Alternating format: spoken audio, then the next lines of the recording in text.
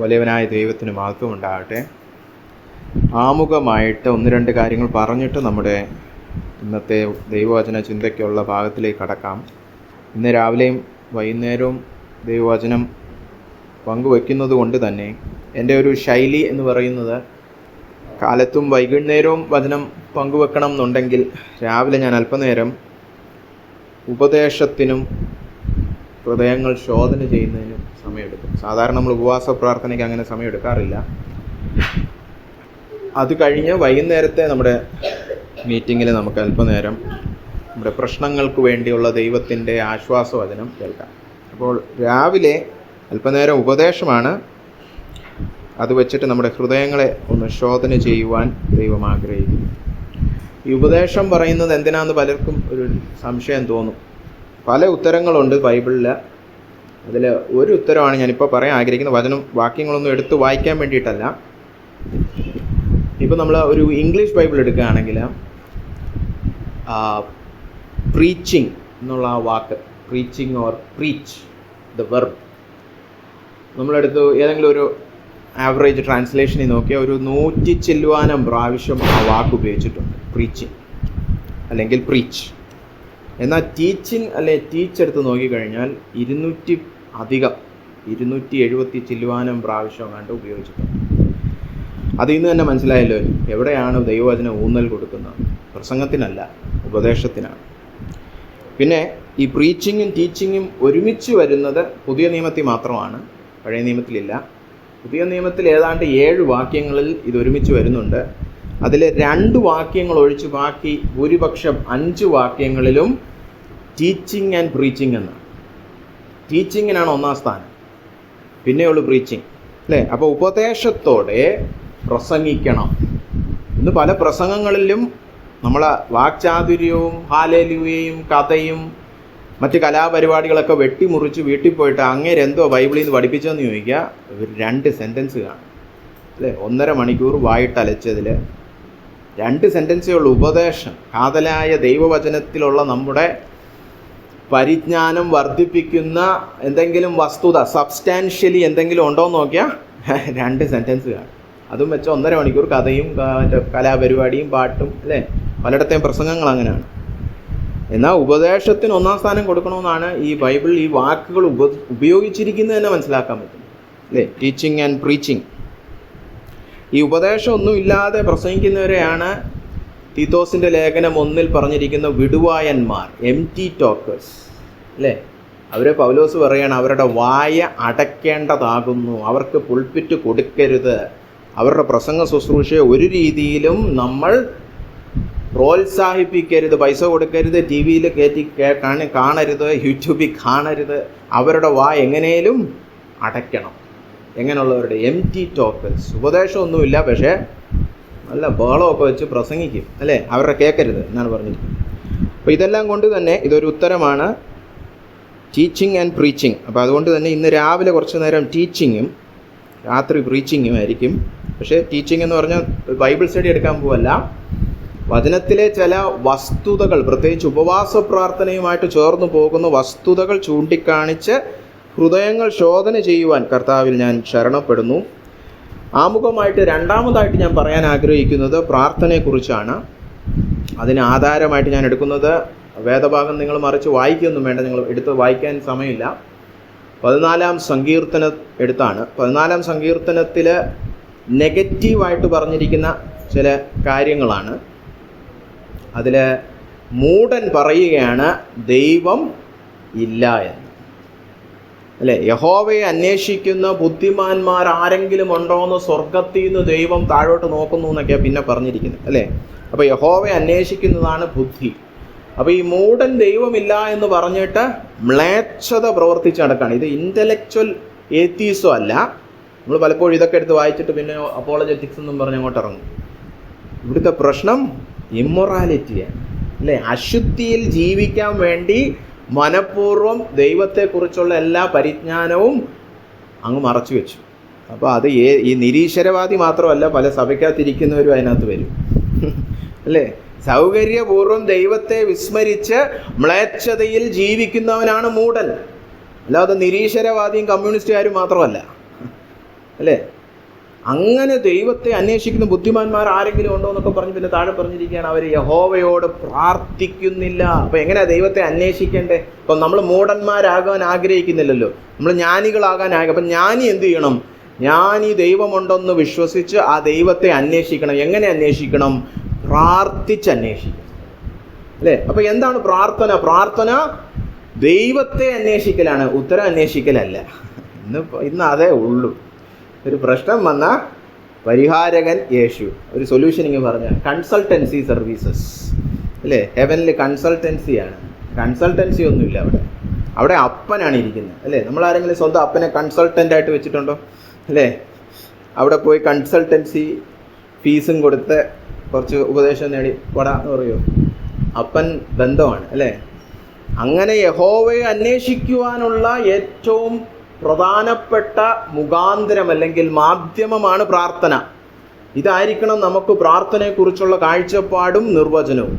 Our perspective and our definition of prayer is, this is my chief means of knowing God, seeking God, expressing our faith in God. ഞാൻ നിരീശ്വരവാദി അല്ല എന്ന് പറഞ്ഞാൽ എവിടെ തെളിയിക്കണം? പ്രാർത്ഥനാ ജീവിതത്തിലൂടെ തെളിയിക്കണം.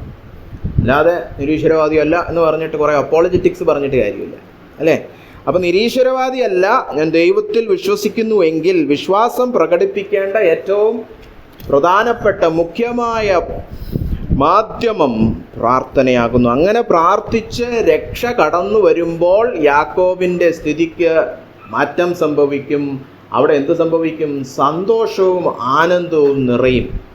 ദൈവത്തെ അന്വേഷിച്ച് പ്രാർത്ഥിക്കുന്ന വിഷയങ്ങളിൽ ദൈവം പ്രവർത്തിക്കുമ്പോഴാണ് ഈ പറഞ്ഞ സന്തോഷം, അല്ലേ? അവിടെ രക്ഷ കടന്നു വരും, ദൈവപ്രവൃത്തി കടന്നു വരുന്നു. അങ്ങനെ സന്തോഷവും ആനന്ദവും ദൈവജനത്തിൻ്റെ ജീവിതത്തിൽ കടന്നു വരുന്നു. അപ്പോൾ പ്രാർത്ഥന എന്തായിരിക്കണം? ദൈവത്തെ അന്വേഷിക്കുന്നതായിരിക്കണം. അപ്പോൾ ഈ രണ്ട് ആമുഖവും പറഞ്ഞിട്ട് ഇന്നത്തെ നമ്മുടെ വേദഭാഗത്തിലേക്ക് നമ്മൾ കാണാം. സെക്കറിയാവിൻ്റെ പുസ്തകം 7-ാമത്തെ അധ്യായം. എടുക്കാൻ അറിഞ്ഞൂടാത്തവരുണ്ടെങ്കിൽ മത്തായിയിൽ നിന്ന് ഇടത്തോട്ട് പോയാൽ മതി, എളുപ്പം. മത്തായി എടുത്തിട്ട് ഇടത്തോട്ട് പോയാൽ ആദ്യം മലാക്കി പ്രവചനം, അതിൻ്റെയും ഇടത്തോട്ട് പോയാൽ സെക്കരിയാവ് എത്തും. സെക്കരിയാവ് 7ഉം 8ഉമാണ് ഇന്ന് ഈ പകൽക്കാലത്തെ ശുശ്രൂഷയിൽ ഞാൻ വചനം പങ്കുവെക്കാനായിട്ട് ഉദ്ദേശിക്കുന്നത്. അതിൻ്റെ 1 മുതൽ 7 വരെയുള്ള വാക്യം ഞാൻ തന്നെ ഒന്ന് വായിക്കാം. എല്ലാവരും എത്തിയെന്ന് പ്രതീക്ഷിക്കുന്നു. സെക്കരിയാവ് 7ൻ്റെ 1 മുതൽ 7 വരെയുള്ള വാക്യം ഞാൻ വായിക്കാം, ദയവേത് കേൾക്കുക. ദാര്യാവേശു രാജാവിൻ്റെ 4-ാം ആണ്ടിൽ കിസ്ലേവ് എന്ന 9-ാം മാസം 4-ാം തീയതി സെക്കരിയാവിന് യഹോവയുടെ അരുളപ്പാടുണ്ടായി. ബഥേൽകാർ യഹോവയെ പ്രസാദിപ്പിക്കേണ്ടതിന് സരസേരിനെയും രേഗമ്മേലേക്കിനെയും അവരുടെ ആളുകളെയും അയച്ചു. സൈന്യങ്ങളുടെ യഹോവയുടെ ആലയത്തിലെ പുരോഹിതന്മാരോടും പ്രവാചകന്മാരോടും, ഞങ്ങൾ ഇത്ര സംവത്സരമായി ചെയ്തു വന്നതുപോലെ 5-ാം മാസത്തിൽ കരഞ്ഞും കൊണ്ട് ഉപവസിക്കണമോ എന്ന് ചോദിപ്പിച്ചു. അപ്പോൾ സൈന്യങ്ങളുടെ യഹോവയുടെ അരുളപ്പാട് എനിക്ക് ഉണ്ടായതെന്തെന്നാൽ, നീ ദേശത്തിലെ സകല ജനത്തോടും പുരോഹിതന്മാരോടും പറയേണ്ടത്, നിങ്ങൾ ഈ 70 സംവത്സരമായി 5-ാം മാസത്തിലും 7-ാം മാസത്തിലും ഉപവസിച്ചു വിലപിക്കയിൽ നിങ്ങൾ എനിക്ക് വേണ്ടി തന്നെയോ ഉപവസിച്ചത്. ഇപ്പോഴത്തേക്ക് അത്രയും വായിക്കാം. അപ്പോൾ ഇത് ഇച്ചിരി ചരിത്ര പശ്ചാത്തലം പറഞ്ഞാലേ ഇത് നിങ്ങൾക്ക് മനസ്സിലാവുകയുള്ളൂ. മാത്രമല്ല, പഴയ നിയമത്തിൽ എന്തെടുത്താലും ചരിത്ര പശ്ചാത്തലത്തിൽ നിന്ന് അടർത്തി നമ്മൾ വചനം വ്യാഖ്യാനിക്കാൻ പാടില്ലാത്തതാണ്. അതൊക്കെ ഈ കള്ളപ്രവാചകന്മാരുടെ ടെക്നിക്കുകളാണ്, അതൊന്നും പാടില്ല. അപ്പോൾ ഇവിടുത്തെ ചരിത്ര പശ്ചാത്തലം എന്ന് പറഞ്ഞു വന്നിട്ടെ, നമുക്കറിയാമല്ലോ ഇസ്രായേലിൻ്റെ ചരിത്രം, അല്ലേ? ശലോമോൻ്റെ കാലത്ത് മക്കൾ തമ്മിൽ അടിയായി. ശലോമോൻ്റെ കാലം കഴിഞ്ഞ് മക്കൾ രാജ്യം വിഭജിച്ചു, അല്ലേ? വടക്കേ ദേശം നോർത്തേൺ കിങ്ഡം ഓഫ് ഇസ്രായേലായി, പിന്നെ സദേൺ കിങ്ഡം ഓഫ് ജൂഡയായി, അല്ലേ? 10 ഗോത്രങ്ങൾ ചേർന്ന് വടക്കേ ദേശം ഇസ്രായേലും, ബാക്കി 2 അല്ലെങ്കിൽ 2.5 ഗോത്രം ചേർന്ന് തെക്കേ ദേശമായ യൂദയുമായി. ഒന്നാമത്തെ ദേശം, വടക്കേ ദേശം, അശൂരിൻ്റെ കയ്യിൽ പോയി പാപമൊക്കെ ചെയ്ത്. അതൊക്കെ കർത്താവ് ആവർത്തന പുസ്തകത്തിൽ പറഞ്ഞാൽ, നിങ്ങൾ ഈ വാഗ്ദത്ത ദേശം നിങ്ങൾക്ക് കൃപയാൽ ലഭിച്ചു, കൃപയാൽ നിങ്ങൾക്ക് മിസ്രൈമിൽ നിന്നുള്ള വീണ്ടെടുപ്പൊക്കെ ഞാൻ തന്നു, കൃപയാൽ നിങ്ങൾക്ക് വാഗ്ദത്ത ദേശവും തന്നു, അബ്രാഹാമിനോടുള്ള എൻ്റെ വാഗ്ദത്വമൊക്കെയാണ്. പക്ഷേ ഈ ദേശം കൈവശമാക്കി വെക്കണമെങ്കിൽ നിങ്ങൾ എൻ്റെ നിയമമൊക്കെ അനുസരിച്ച് നടക്കാം, അല്ലേ? അപ്പോൾ അത് നിങ്ങൾ ചെയ്യാത്ത നിമിഷം നിങ്ങളെ എന്ത് ചെയ്യും? ഞാൻ ഈ ദേശത്തു നിന്ന് ശത്രുക്കളുടെ കയ്യിൽ ഏൽപ്പിക്കും. അങ്ങനെ അശൂരിൻ്റെ കയ്യിൽ പോയി അവർ, അല്ലേ? കുറച്ച് നാൾ കഴിഞ്ഞപ്പം ബാബേൽ അവരുടെ കീഴിൽ, അല്ലേ? ബാബേൽ ദേശത്തിൻ്റെ കീഴിൽ മറ്റേ സദേൺ കിങ്ഡം, തെക്കേ രാജ്യമായ യൂദായും പോയി. പിന്നെ 70 സംവത്സരം കഴിഞ്ഞിട്ടാണ് അവർ മടങ്ങി വരുന്നത്, അല്ലേ? അതും യൂദ മാത്രമേ മടങ്ങി വരുന്നുള്ളൂ, ഇസ്രായേൽ മടങ്ങി വരുന്നില്ല. മടങ്ങി വന്ന് അവർ ആദ്യം ആലയം കെട്ടലും പിന്നെ മതിൽ കെട്ടലും, അല്ലേ? അങ്ങനെ പുനഃസ്ഥാപിക്കപ്പെടുകയും യെരുശലേം വീണ്ടും പണിയപ്പെടുന്നതൊക്കെ പ്രവൃത്തി നമ്മൾ വായിക്കുന്നു. അപ്പോൾ ഈ ഹഗായും സെക്കരിയാവ് പ്രവാചകന്മാരും ആ ആലയത്തിൻ്റെ പുനർനിർമ്മാണ കാലഘട്ടം, റീബിൽഡിങ് ദ ടെമ്പിൾ, അതിന് ആ സമയത്ത് ഇവർ തിരിച്ചു വന്നേച്ചൊന്നും ചെയ്യാതൊക്കെ ഇരിക്കുകയായിരുന്നു. ഇവിടെ നമ്മൾ ആരെന്തോ 3-4 പേര് വന്നിട്ടുണ്ട്, എല്ലാവരും വന്നില്ല. ഒരു ബാബേൽ രാജ്യത്തൊക്കെ തന്നെ ഇരിക്കുകയായിരുന്നു, അല്ലേ? ഒരു ചെറുകൂട്ടമാണ് ആദ്യം ഇറങ്ങി വരുന്നത്, എസ്രയുടെയൊക്കെ കൂടെ ഇറങ്ങി വരുന്നത്. അവർ വന്നിട്ട് ആദ്യമൊക്കെ ആലയത്തിന് ഇച്ചിരി അടിസ്ഥാനമൊക്കെ ഇട്ട് പിന്നെ എതിർപ്പ് കണ്ടിട്ട് അവരങ്ങ് നിർത്തി, അല്ലേ? ഈ ഹെഗായും സെക്കറിയാവിൻ്റെയും പ്രവചനമൊക്കെ കേട്ട് ആലയം പണി വീണ്ടും ആരംഭിച്ചു. അപ്പോൾ ഇപ്പോൾ ആലയം പണിഞ്ഞുകൊണ്ടിരിക്കുകയാണ്. അപ്പോഴാണ് ഈ യെരുശലേമിൽ നിന്ന് 10 കിലോമീറ്റർ മാറി ബെഥേൽ, അല്ലേ? യെരുശലേമിൽ നിന്ന് 10 കിലോമീറ്റർ നോർത്ത് വടക്കോട്ട് പോകുന്നിടത്താണ് ഈ ബെഥേൽക്കാർ. ബെഥേൽക്കാർ 2 ആൾക്കാരെ, സരസേരിനെയും രേഗം മേലിക്കിനെയും അവർ കുറേ ആൾക്കാരെയൊക്കെ അയച്ചിട്ട് ഒരു ചോദ്യം ചോദിക്കുകയാണ് ഇവിടുത്തെ, അല്ലേ? ഞങ്ങൾ ഇത്ര സംവത്സരമായിട്ട് 5-ാം മാസത്തിൽ കരഞ്ഞും കൊണ്ട് ഉപവസിക്കുന്നത് ഇനി തുടരണമോ? അപ്പോൾ ഏതാ ഈ ഉപവാസം? പഴയകാല ഭക്തന്മാർക്ക്, പ്രത്യേകിച്ച് ഇസ്രായേലിന്, കണ്ട ദിവസമൊന്നും ഉപവസിക്കാനൊന്നും പറ്റത്തില്ല, അതിനൊക്കെ നിയമമാണ്, അല്ലേ? വ്യക്തിപരമായിട്ട് ആർക്കും എന്ന് വേണമെങ്കിൽ ഉപവസിക്കാം. പക്ഷേ ഇസ്രായേൽ ജനത്തിന് മൊത്തമായിട്ട് ഉപവസിക്കണമെങ്കിൽ വചനത്തിൽ പറഞ്ഞിരിക്കുന്ന ദിവസങ്ങളിലേ ഉള്ളൂ. അപ്പോൾ വചനത്തിൽ ഇങ്ങനെ 5-ാം മാസത്തിൽ കരഞ്ഞുകൊണ്ട് ഉപവസിക്കണമെന്ന് ഒരിടത്തും പറഞ്ഞിട്ടില്ല. നമ്മൾ ഈ 2 അധ്യായത്തിലും കാണുന്ന 4-ാം മാസത്തിലെയും 5-ാം മാസത്തിലെയും 7-ാം മാസത്തിലെയും 10-ാം മാസത്തിലെയും ഉപവാസങ്ങളൊന്നും തന്നെ മോശയുടെ നിയമത്തിൽ ഇല്ലാത്ത ഉപവാസങ്ങളാണ്. അപ്പോൾ ഇതൊക്കെ എപ്പോൾ ഉണ്ടായി? ഇതൊക്കെ എല്ലാം നഷ്ടപ്പെട്ടപ്പോൾ തുടങ്ങി. അതിന് 2 രാജാക്കന്മാർ 25 വായിക്കണം, ആ ചരിത്ര സംഭവങ്ങൾ. ഉപവാസം തുടങ്ങിയതിനെ കുറിച്ചല്ല, ഈ 4-ാം മാസം, 5-ാം മാസം, 7-ാം മാസം, 10-ാം മാസമൊക്കെ എന്ത് സംഭവിച്ചെന്ന് ഇതൊക്കെ ചരിത്രം എടുത്ത് പഠിച്ചാൽ. 2 രാജാക്കന്മാർ 25-ാം അധ്യായം എടുത്ത് വായിച്ചാൽ ഞാൻ വായിക്കാൻ സമയം എടുക്കുന്നില്ല, കാരണം ഇത് ചരിത്രമാണ്. അവർ മതിൽ പൊളിച്ചപ്പോൾ അതാണ് 4-ാം മാസം. 5-ാം മാസം പിന്നെ ആലയം പൊളിച്ചു. 7-ാം മാസമാണ് ഗവർണറിനെ കൊല്ലുന്നത്. അങ്ങനെ ഓരോ മാസത്തിനും അതിൻ്റേതായ പ്രസക്തിയുണ്ട്. അപ്പോൾ ഇവർ ബാബേൽ ദേശത്ത് പോയിരുന്ന് ഇതൊക്കെ ഓർത്ത് കരയുക. 4-ാം മാസം, ഇപ്പോൾ ആക്ച്വലി ഇന്ന് 4-ാം മാസമാണ്. യഹൂദ കലണ്ടറിൽ 4-ാം മാസമായിരുന്നു, ഇന്നലെ തുടങ്ങി. ഈ മാസമാണ് അവർ കരയുന്നത്. അപ്പോൾ ഇങ്ങനെയൊക്കെ കരഞ്ഞയ്യോ പണ്ട് അനുസരണക്കേട് കാണിച്ചുകൊണ്ട് ഞങ്ങൾക്ക് ദൈവം പറഞ്ഞതുപോലെ യെരുശലേമൊക്കെ നഷ്ടപ്പെട്ടു എന്ന് പറഞ്ഞ് അവർ കരയുന്ന ഒരു ഉപവാസമാണ്. അപ്പോൾ ഇപ്പം നമ്മൾ തിരിച്ചെത്തിയല്ലോ, ഇപ്പം പുനഃസ്ഥാപിക്കപ്പെട്ടു, ആലയം തിരിച്ച് പണിയപ്പെടുന്നു. ഇനി ഉപവസിക്കണോ? അനുഗ്രഹം കെട്ടിക്കഴിഞ്ഞാൽ ആരെങ്കിലും ഉപവസിക്കുമോ? ഇല്ല, അല്ലേ? അപ്പോൾ ഇനി കണ്ടിന്യൂ ചെയ്യണോ എന്നുള്ളതാണ് ഇവിടുത്തെ ചോദ്യം. വളരെ സിമ്പിൾ ചോദ്യമാണ്. പക്ഷെ ദൈവം ഇതിന് ഉത്തരമായിട്ട്, ഇതിൻ്റെ ഉത്തരമൊക്കെ അടുത്ത ചാപ്റ്ററിലേ കൊടുക്കത്തുള്ളൂ. നിങ്ങൾ തിരിച്ചു വന്നതും അത് സംഭവിച്ചുള്ള ഉപവാസത്തിന് എന്ത് സംഭവിക്കുന്നതൊക്കെ ഉള്ളത് അടുത്തെത്തി. ആദ്യം 7-ാം അധ്യായത്തിൽ അതിനെക്കുറിച്ച് ഒരു ഉത്തരവും ഇല്ല. ദൈവത്തോട് ചോദ്യം ചോദിക്കുമ്പം സൂക്ഷിച്ചോണം, ദൈവം പലതിലും കയറി പിടിക്കും, അല്ലേ?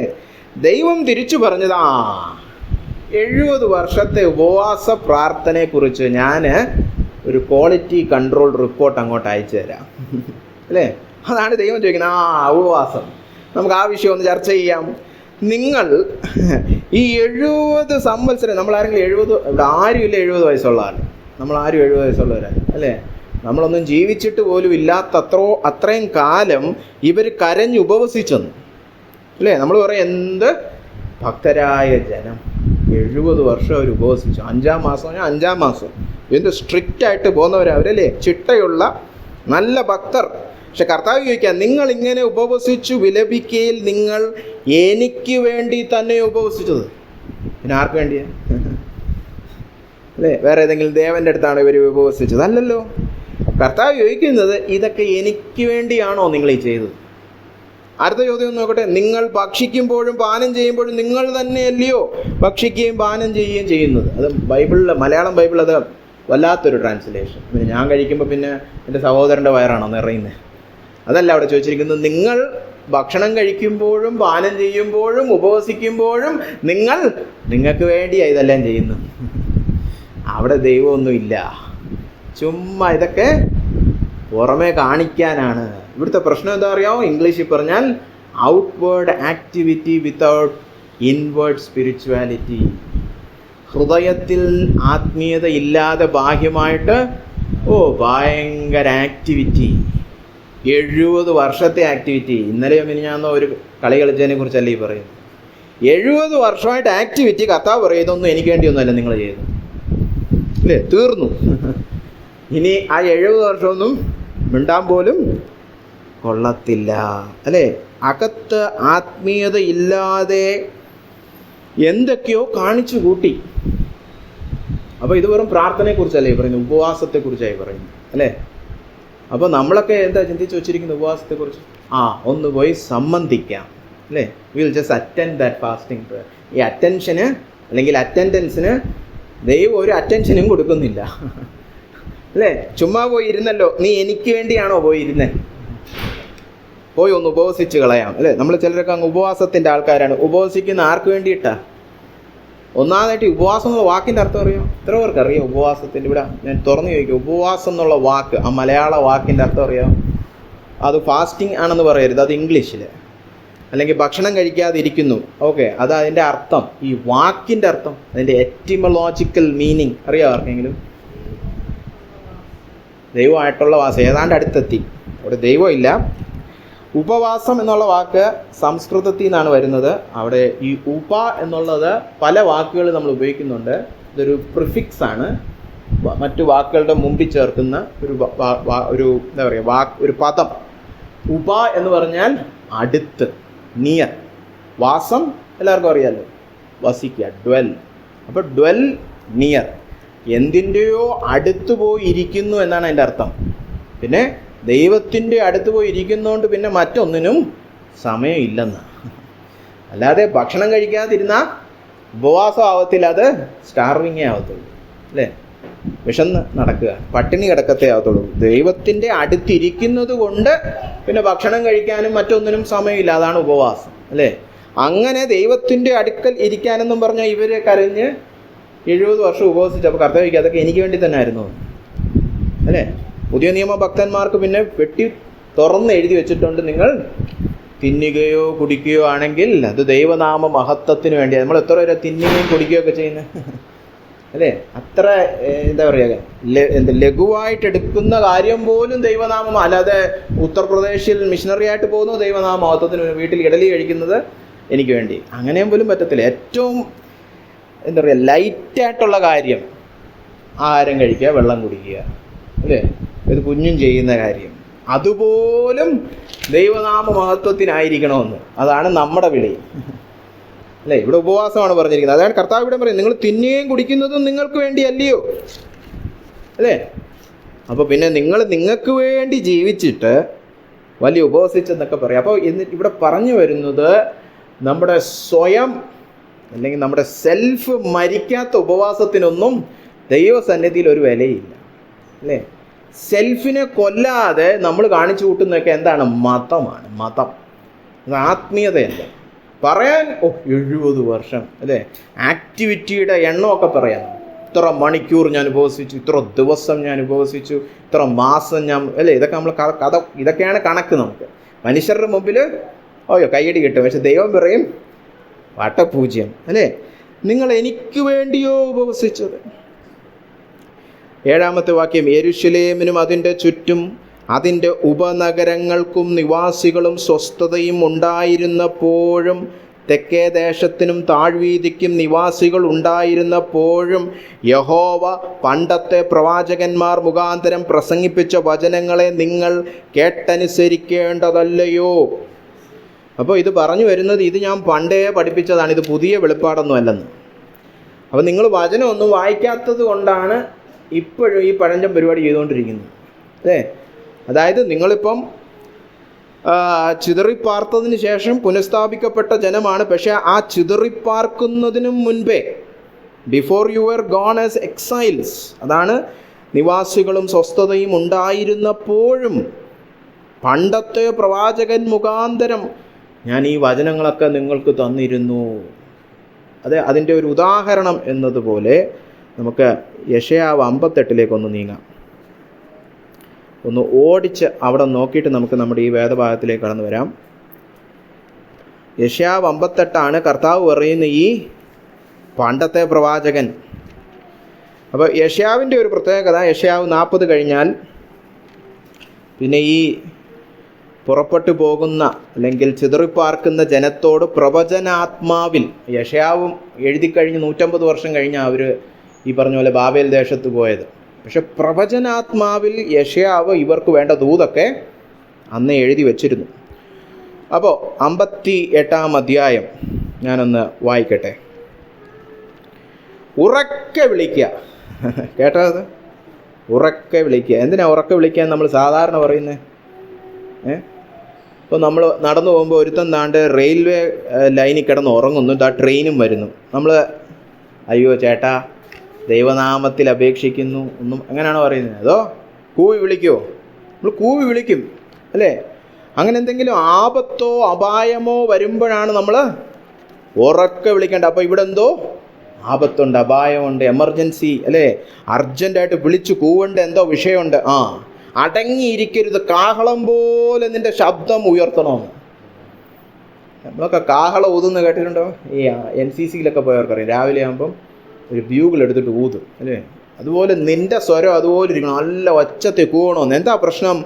എൻ്റെ ജനത്തിന് അവരുടെ ലംഘനത്തെയും യാക്കോബ് ഗൃഹത്തിന് അവരുടെ പാപങ്ങളെയും അറിയിക്കുക. അതാണ് പ്രശ്നം അല്ലേ? നമ്മൾ സാധാരണ വിളിച്ചു പോകുന്നത് അമേരിക്ക പോകാനുള്ള ദൂത്, അത് വിളിച്ചു പോകും അല്ലേ? പാപം ബാമുവിനെ അപ്പുറത്തെ റൂമിൽ വന്ന് അല്ലേ സ്വൈരമായിട്ട് നമുക്ക് സംസാരിക്കാം അല്ലേ? അല്ലെങ്കിൽ പറയത്തില്ല. ഇത് കണ്ടോ, പ്രവാചകനോട് ദൈവം, ഇതൊക്കെ ദൈവമായി പറയുന്നത് കേട്ടോ.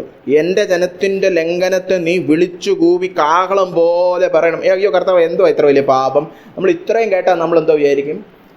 അവന്മാരവിടെ സിനിമയൊക്കെ കണ്ട് മദ്യമൊക്കെ കുടിച്ചു, അവന്മാർ പന്നന്മാർ, ഏതോ ലൗകികന്മാർ അല്ലേ? തുടർന്ന് കേട്ടോണേ. അവർ എന്നെ ദിനം പ്രതി അന്വേഷിച്ച്. നമ്മളെപ്പോലൊന്നുമല്ല, എന്നും ബൈബിൾ എടുത്ത് ദൈവസന്നിധി പോയി പ്രാർത്ഥിക്കുന്നവരെ കുറിച്ചായി പറയുന്നു. ദിനം പ്രതി അന്വേഷിച്ച് എൻ്റെ വഴികളെ അറിവാൻ ഇച്ഛിക്കുന്നു. ഇതാണോ പാപം? നിങ്ങൾക്ക് എത്ര പേർക്ക് അത് പാപമായിട്ട് തോന്നി? ദിനം പ്രതി. ചിലർ സൺഡേ മാത്രമേ ബൈബിൾ പൊടി തട്ടി എടുക്കത്തുള്ളൂ. ഇവിടെ ദിനം പ്രതി അന്വേഷിച്ച്, നമ്മൾ നേരത്തെ 14-ാം സങ്കീർത്തനം യഹോവയെ അന്വേഷിക്കുന്ന ബുദ്ധിമാന്മാരായിട്ട് അവൻ്റെ വഴി അറിവാൻ ഇച്ഛിക്കുന്നു. എനിക്ക് ദൈവത്തിൻ്റെ വഴി അറിയണം, ദൈവഹിതം അറിയണം, ദൈവത്തെ കൂട്ടുപിടിക്കണം, ദൈവത്തിൻ്റെ വഴി നടക്കണം. ഇവരെ ആത്മീയന്മാരായിട്ട് നടക്കുന്നവരാ അപ്പം അല്ലേ? അല്ലാതെ നമ്മൾ പറഞ്ഞ പോലെ സിനിമയും കണ്ട് മ്ലേച്ഛത ജീവിക്കുന്നവരല്ല. പിന്നെന്തിനാ ഈ ഉറക്കെ വിളിക്കണമെന്നൊക്കെ പറഞ്ഞേ അല്ലേ? അപ്പൊ കണ്ടോ, പാപം. ഇതാ പാപം. എന്തോ പ്രശ്നം? നീതി പ്രവർത്തിക്കുകയും തങ്ങളുടെ ദൈവത്തിൻ്റെ ന്യായം ഉപേക്ഷിക്കാതിരിക്കുകയും ചെയ്തൊരു ജാതിയെ പോലെ. അവിടെ ആ പ്രശ്നം. ജാതി എന്ന് പറഞ്ഞിരുന്നെങ്കിൽ നല്ല കാര്യമായിരുന്നു. ഇത് ജാതിയെ പോലെ എന്ന് പറഞ്ഞാൽ അല്ല. പിന്നെന്തോ ഉള്ളേ? അഭിനയം. ജാതിയെ പോലെ. എന്തോ പോലെ? ഒന്നുകൂടെ വായിക്കാതെ. നീതി പ്രവർത്തിക്കുകയും തങ്ങളുടെ ദൈവത്തിൻ്റെ ന്യായം ഉപേക്ഷിക്കാതിരിക്കുകയും ചെയ്തൊരു ജാതിയെ പോലെ അവർ നീതിയുള്ള വെപ്പുകളെ എന്നോട് ചോദിച്ചു അല്ലേ? വെപ്പുകൾ എന്നൊക്കെ പറഞ്ഞാൽ ഡിസിഷൻസ്, റൈച്ചസ് ജഡ്ജ്മെൻറ്റ്സ്, ഓർഡിനൻസസ്. എനിക്ക് ദൈവഹിതം അറിയണം, ഈ വിഷയത്തിൽ ദൈവത്തിൻ്റെ തീരുമാനം എന്താണെന്ന് അറിയണമെന്ന് വളരെ വാഞ്ചയോടെ പ്രാർത്ഥിക്കുന്നു. പ്രാർത്ഥന കണ്ടാൽ തോന്നും അയ്യോ നീതിയോടെ നേരോടെ ദൈവത്തിൻ്റെ ഇഷ്ടമൊക്കെ അറിയാൻ വേണ്ടി പ്രാർത്ഥിക്കുകയാണ്. പ്രാർത്ഥന മാത്രം കാണുകയാണെങ്കിൽ. പക്ഷെ ഹൃദയം തുറന്നു നോക്കിയാൽ അതൊന്നുമില്ല. ഇവിടെയും പ്രശ്നം എന്താ? അപ്പം outward activity without heart spirituality. ഹൃദയത്തിൽ ആത്മീയത ഇല്ലെന്ന ബാഹ്യമായിട്ട് എന്താ പ്രാർത്ഥന അല്ലേ? എന്തോ ഒരു നടനം അല്ലേ?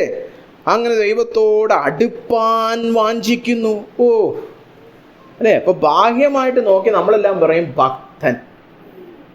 അപ്പൊ കർത്താവ് പറയണം ഉറക്ക വിളിച്ചവൻ്റെ പാവം കാണിക്കണം.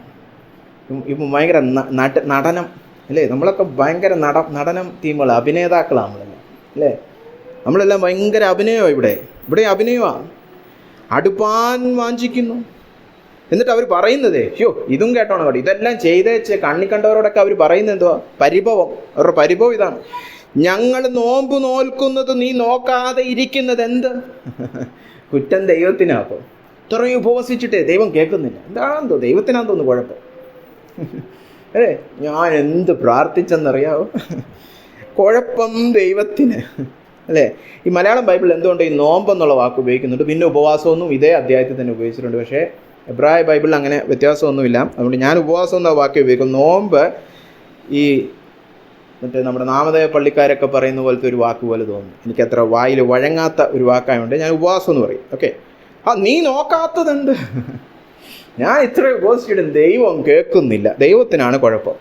ഞങ്ങൾ ആത്മതപനം ചെയ്യുന്നത് നീ അറിയാതിരിക്കുന്നതുണ്ട്. അവർ തന്നെ സ്വന്തമായിട്ട് ക്വാളിറ്റി കൺട്രോൾ റിപ്പോർട്ടൊക്കെ എഴുതി ഉപവാസത്തോടു കൂടെ ഞങ്ങൾ താഴുന്നുണ്ടെന്ന്. V R ഹംബിളിങ്. നമ്മൾ തന്നെ ഹ്യൂമിലിറ്റിയും. എന്നെ പോലെ ഒരു ഹംബിൾ വേറെ ആരുണ്ട്, അല്ലേ? ഞാൻ തന്നെ, അതും എവിടെ? ദൈവസന്നിധിയിൽ ആത്മതപനം, അല്ല വല്ലവൻ്റെ മുമ്പിലല്ല. ഞാൻ ആത്മതപനം ഒക്കെ ചെയ്യുന്നുണ്ട്, പക്ഷെ ദൈവം കാണുന്നില്ലല്ലോ. ഇത് ദൈവം കേട്ടു. ദൈവം പ്രവാചകനോട് ഇങ്ങനെയൊക്കെ അവന്മാർ ഉള്ളിൽ പറഞ്ഞുകൊണ്ടിരിക്കുന്നു. അപ്പോൾ ഇവരുടെ ഉള്ളിലെ ചിന്ത ഇതാണ്: കുറേ ആക്ടിവിറ്റി ചെയ്താൽ ദൈവം കേൾക്കും. അതാണ് ഇങ്ങനെ പ്രാർത്ഥിക്കുന്നു. ഇതപ്പം സാധാരണ നമ്മുടെ വഷളന്മാരോടല്ല ഇത് പ്രസംഗിക്കേണ്ടത്, അല്ലേ? ഇപ്പം ലോകത്തിൽ നടക്കുന്ന ഒരു ചെറുപ്പക്കാരനോടല്ല ഇത് പ്രസംഗിക്കേണ്ടത്. സഭയിലൊക്കെ വന്ന് ആളാവുന്ന നമ്മളെപ്പോലുള്ളവരോട് വേണം പ്രസംഗിക്കാൻ, അല്ലേ?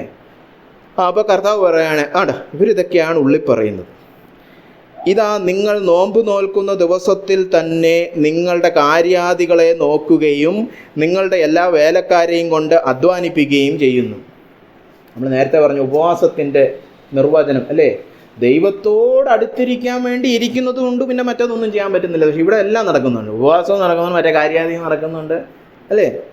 പണ്ടൊരിക്കൽ ഒരു പാസ്റ്റർ ഒരു മീറ്റിങ്ങിന്, എനിക്ക് ഓർമ്മയുണ്ട്, ഒരു ഉപവാസ പ്രാർത്ഥനയ്ക്ക് വൈകുന്നേരം വന്നപ്പം, സോറി ഞാൻ കഴിക്കാൻ പോകേണ്ടി ലേറ്റായിരുന്നു.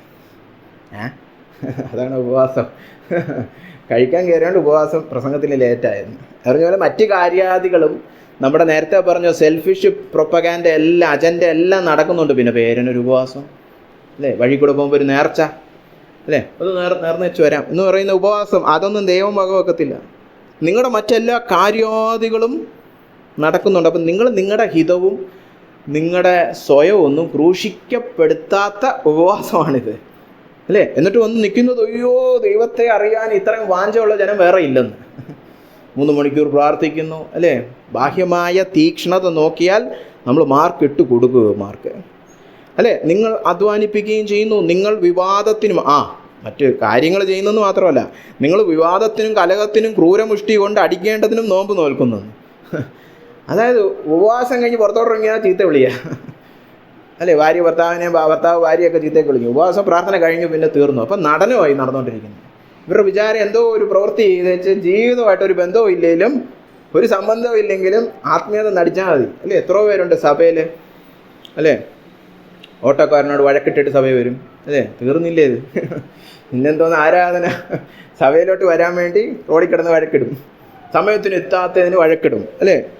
എന്തോ പിന്നെ ഗുണം? ഇവിടെ അതാ പറഞ്ഞു, കലഹത്തിനും ക്രൂരമുഷ്ടിക്കൊക്കെ അടിച്ചേച്ച് പറയണം ആത്മതപനമെന്ന്.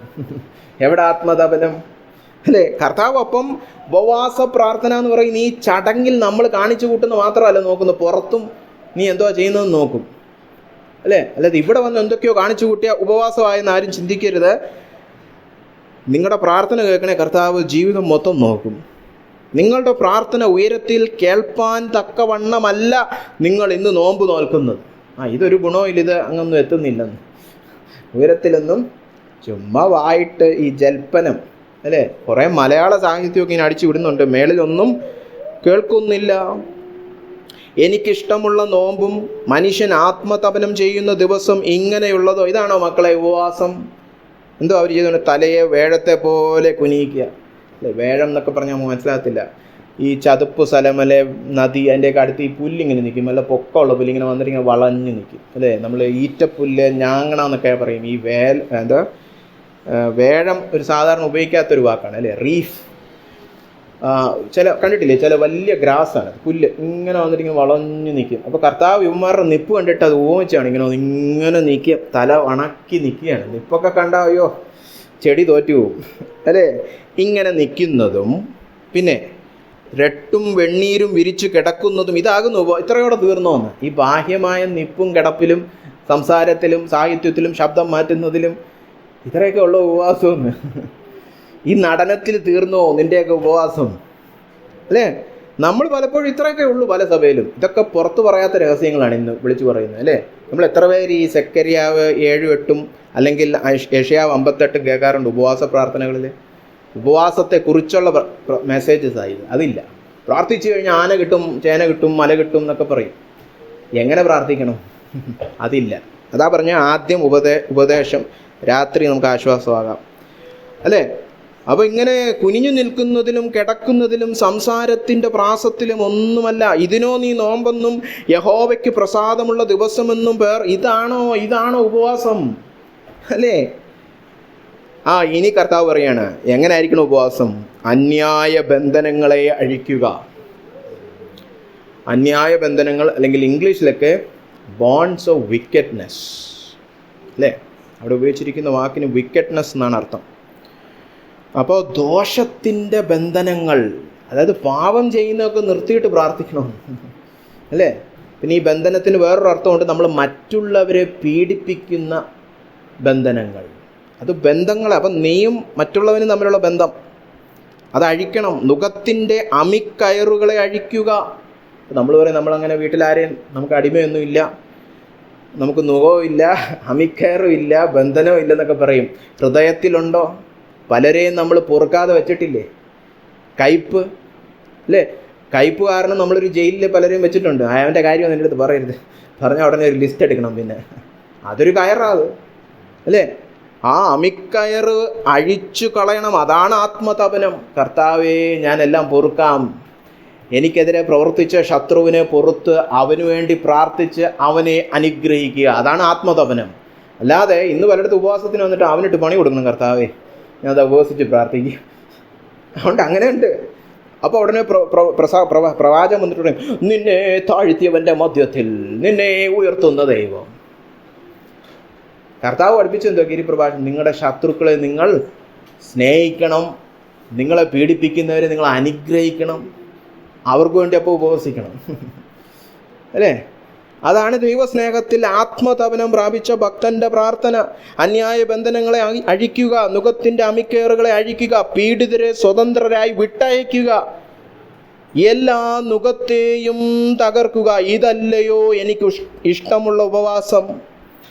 വിശപ്പുള്ളവന് നിന്റെ അപ്പം നുറുക്കി കൊടുക്കുന്നതും അലഞ്ഞു നടക്കുന്ന സാധുക്കളെ നിന്റെ വീട്ടിൽ ചേർത്ത് കൊള്ളുന്നതും നഗ്നനെ കണ്ടാൽ അവനെ ഉടുപ്പിക്കുന്നതും നിന്റെ മാംസരക്തങ്ങളായിരിക്കുന്നവർക്ക് നിന്നെ തന്നെ മറയ്ക്കാതെ ഇരിക്കുന്നതും അല്ലയോ.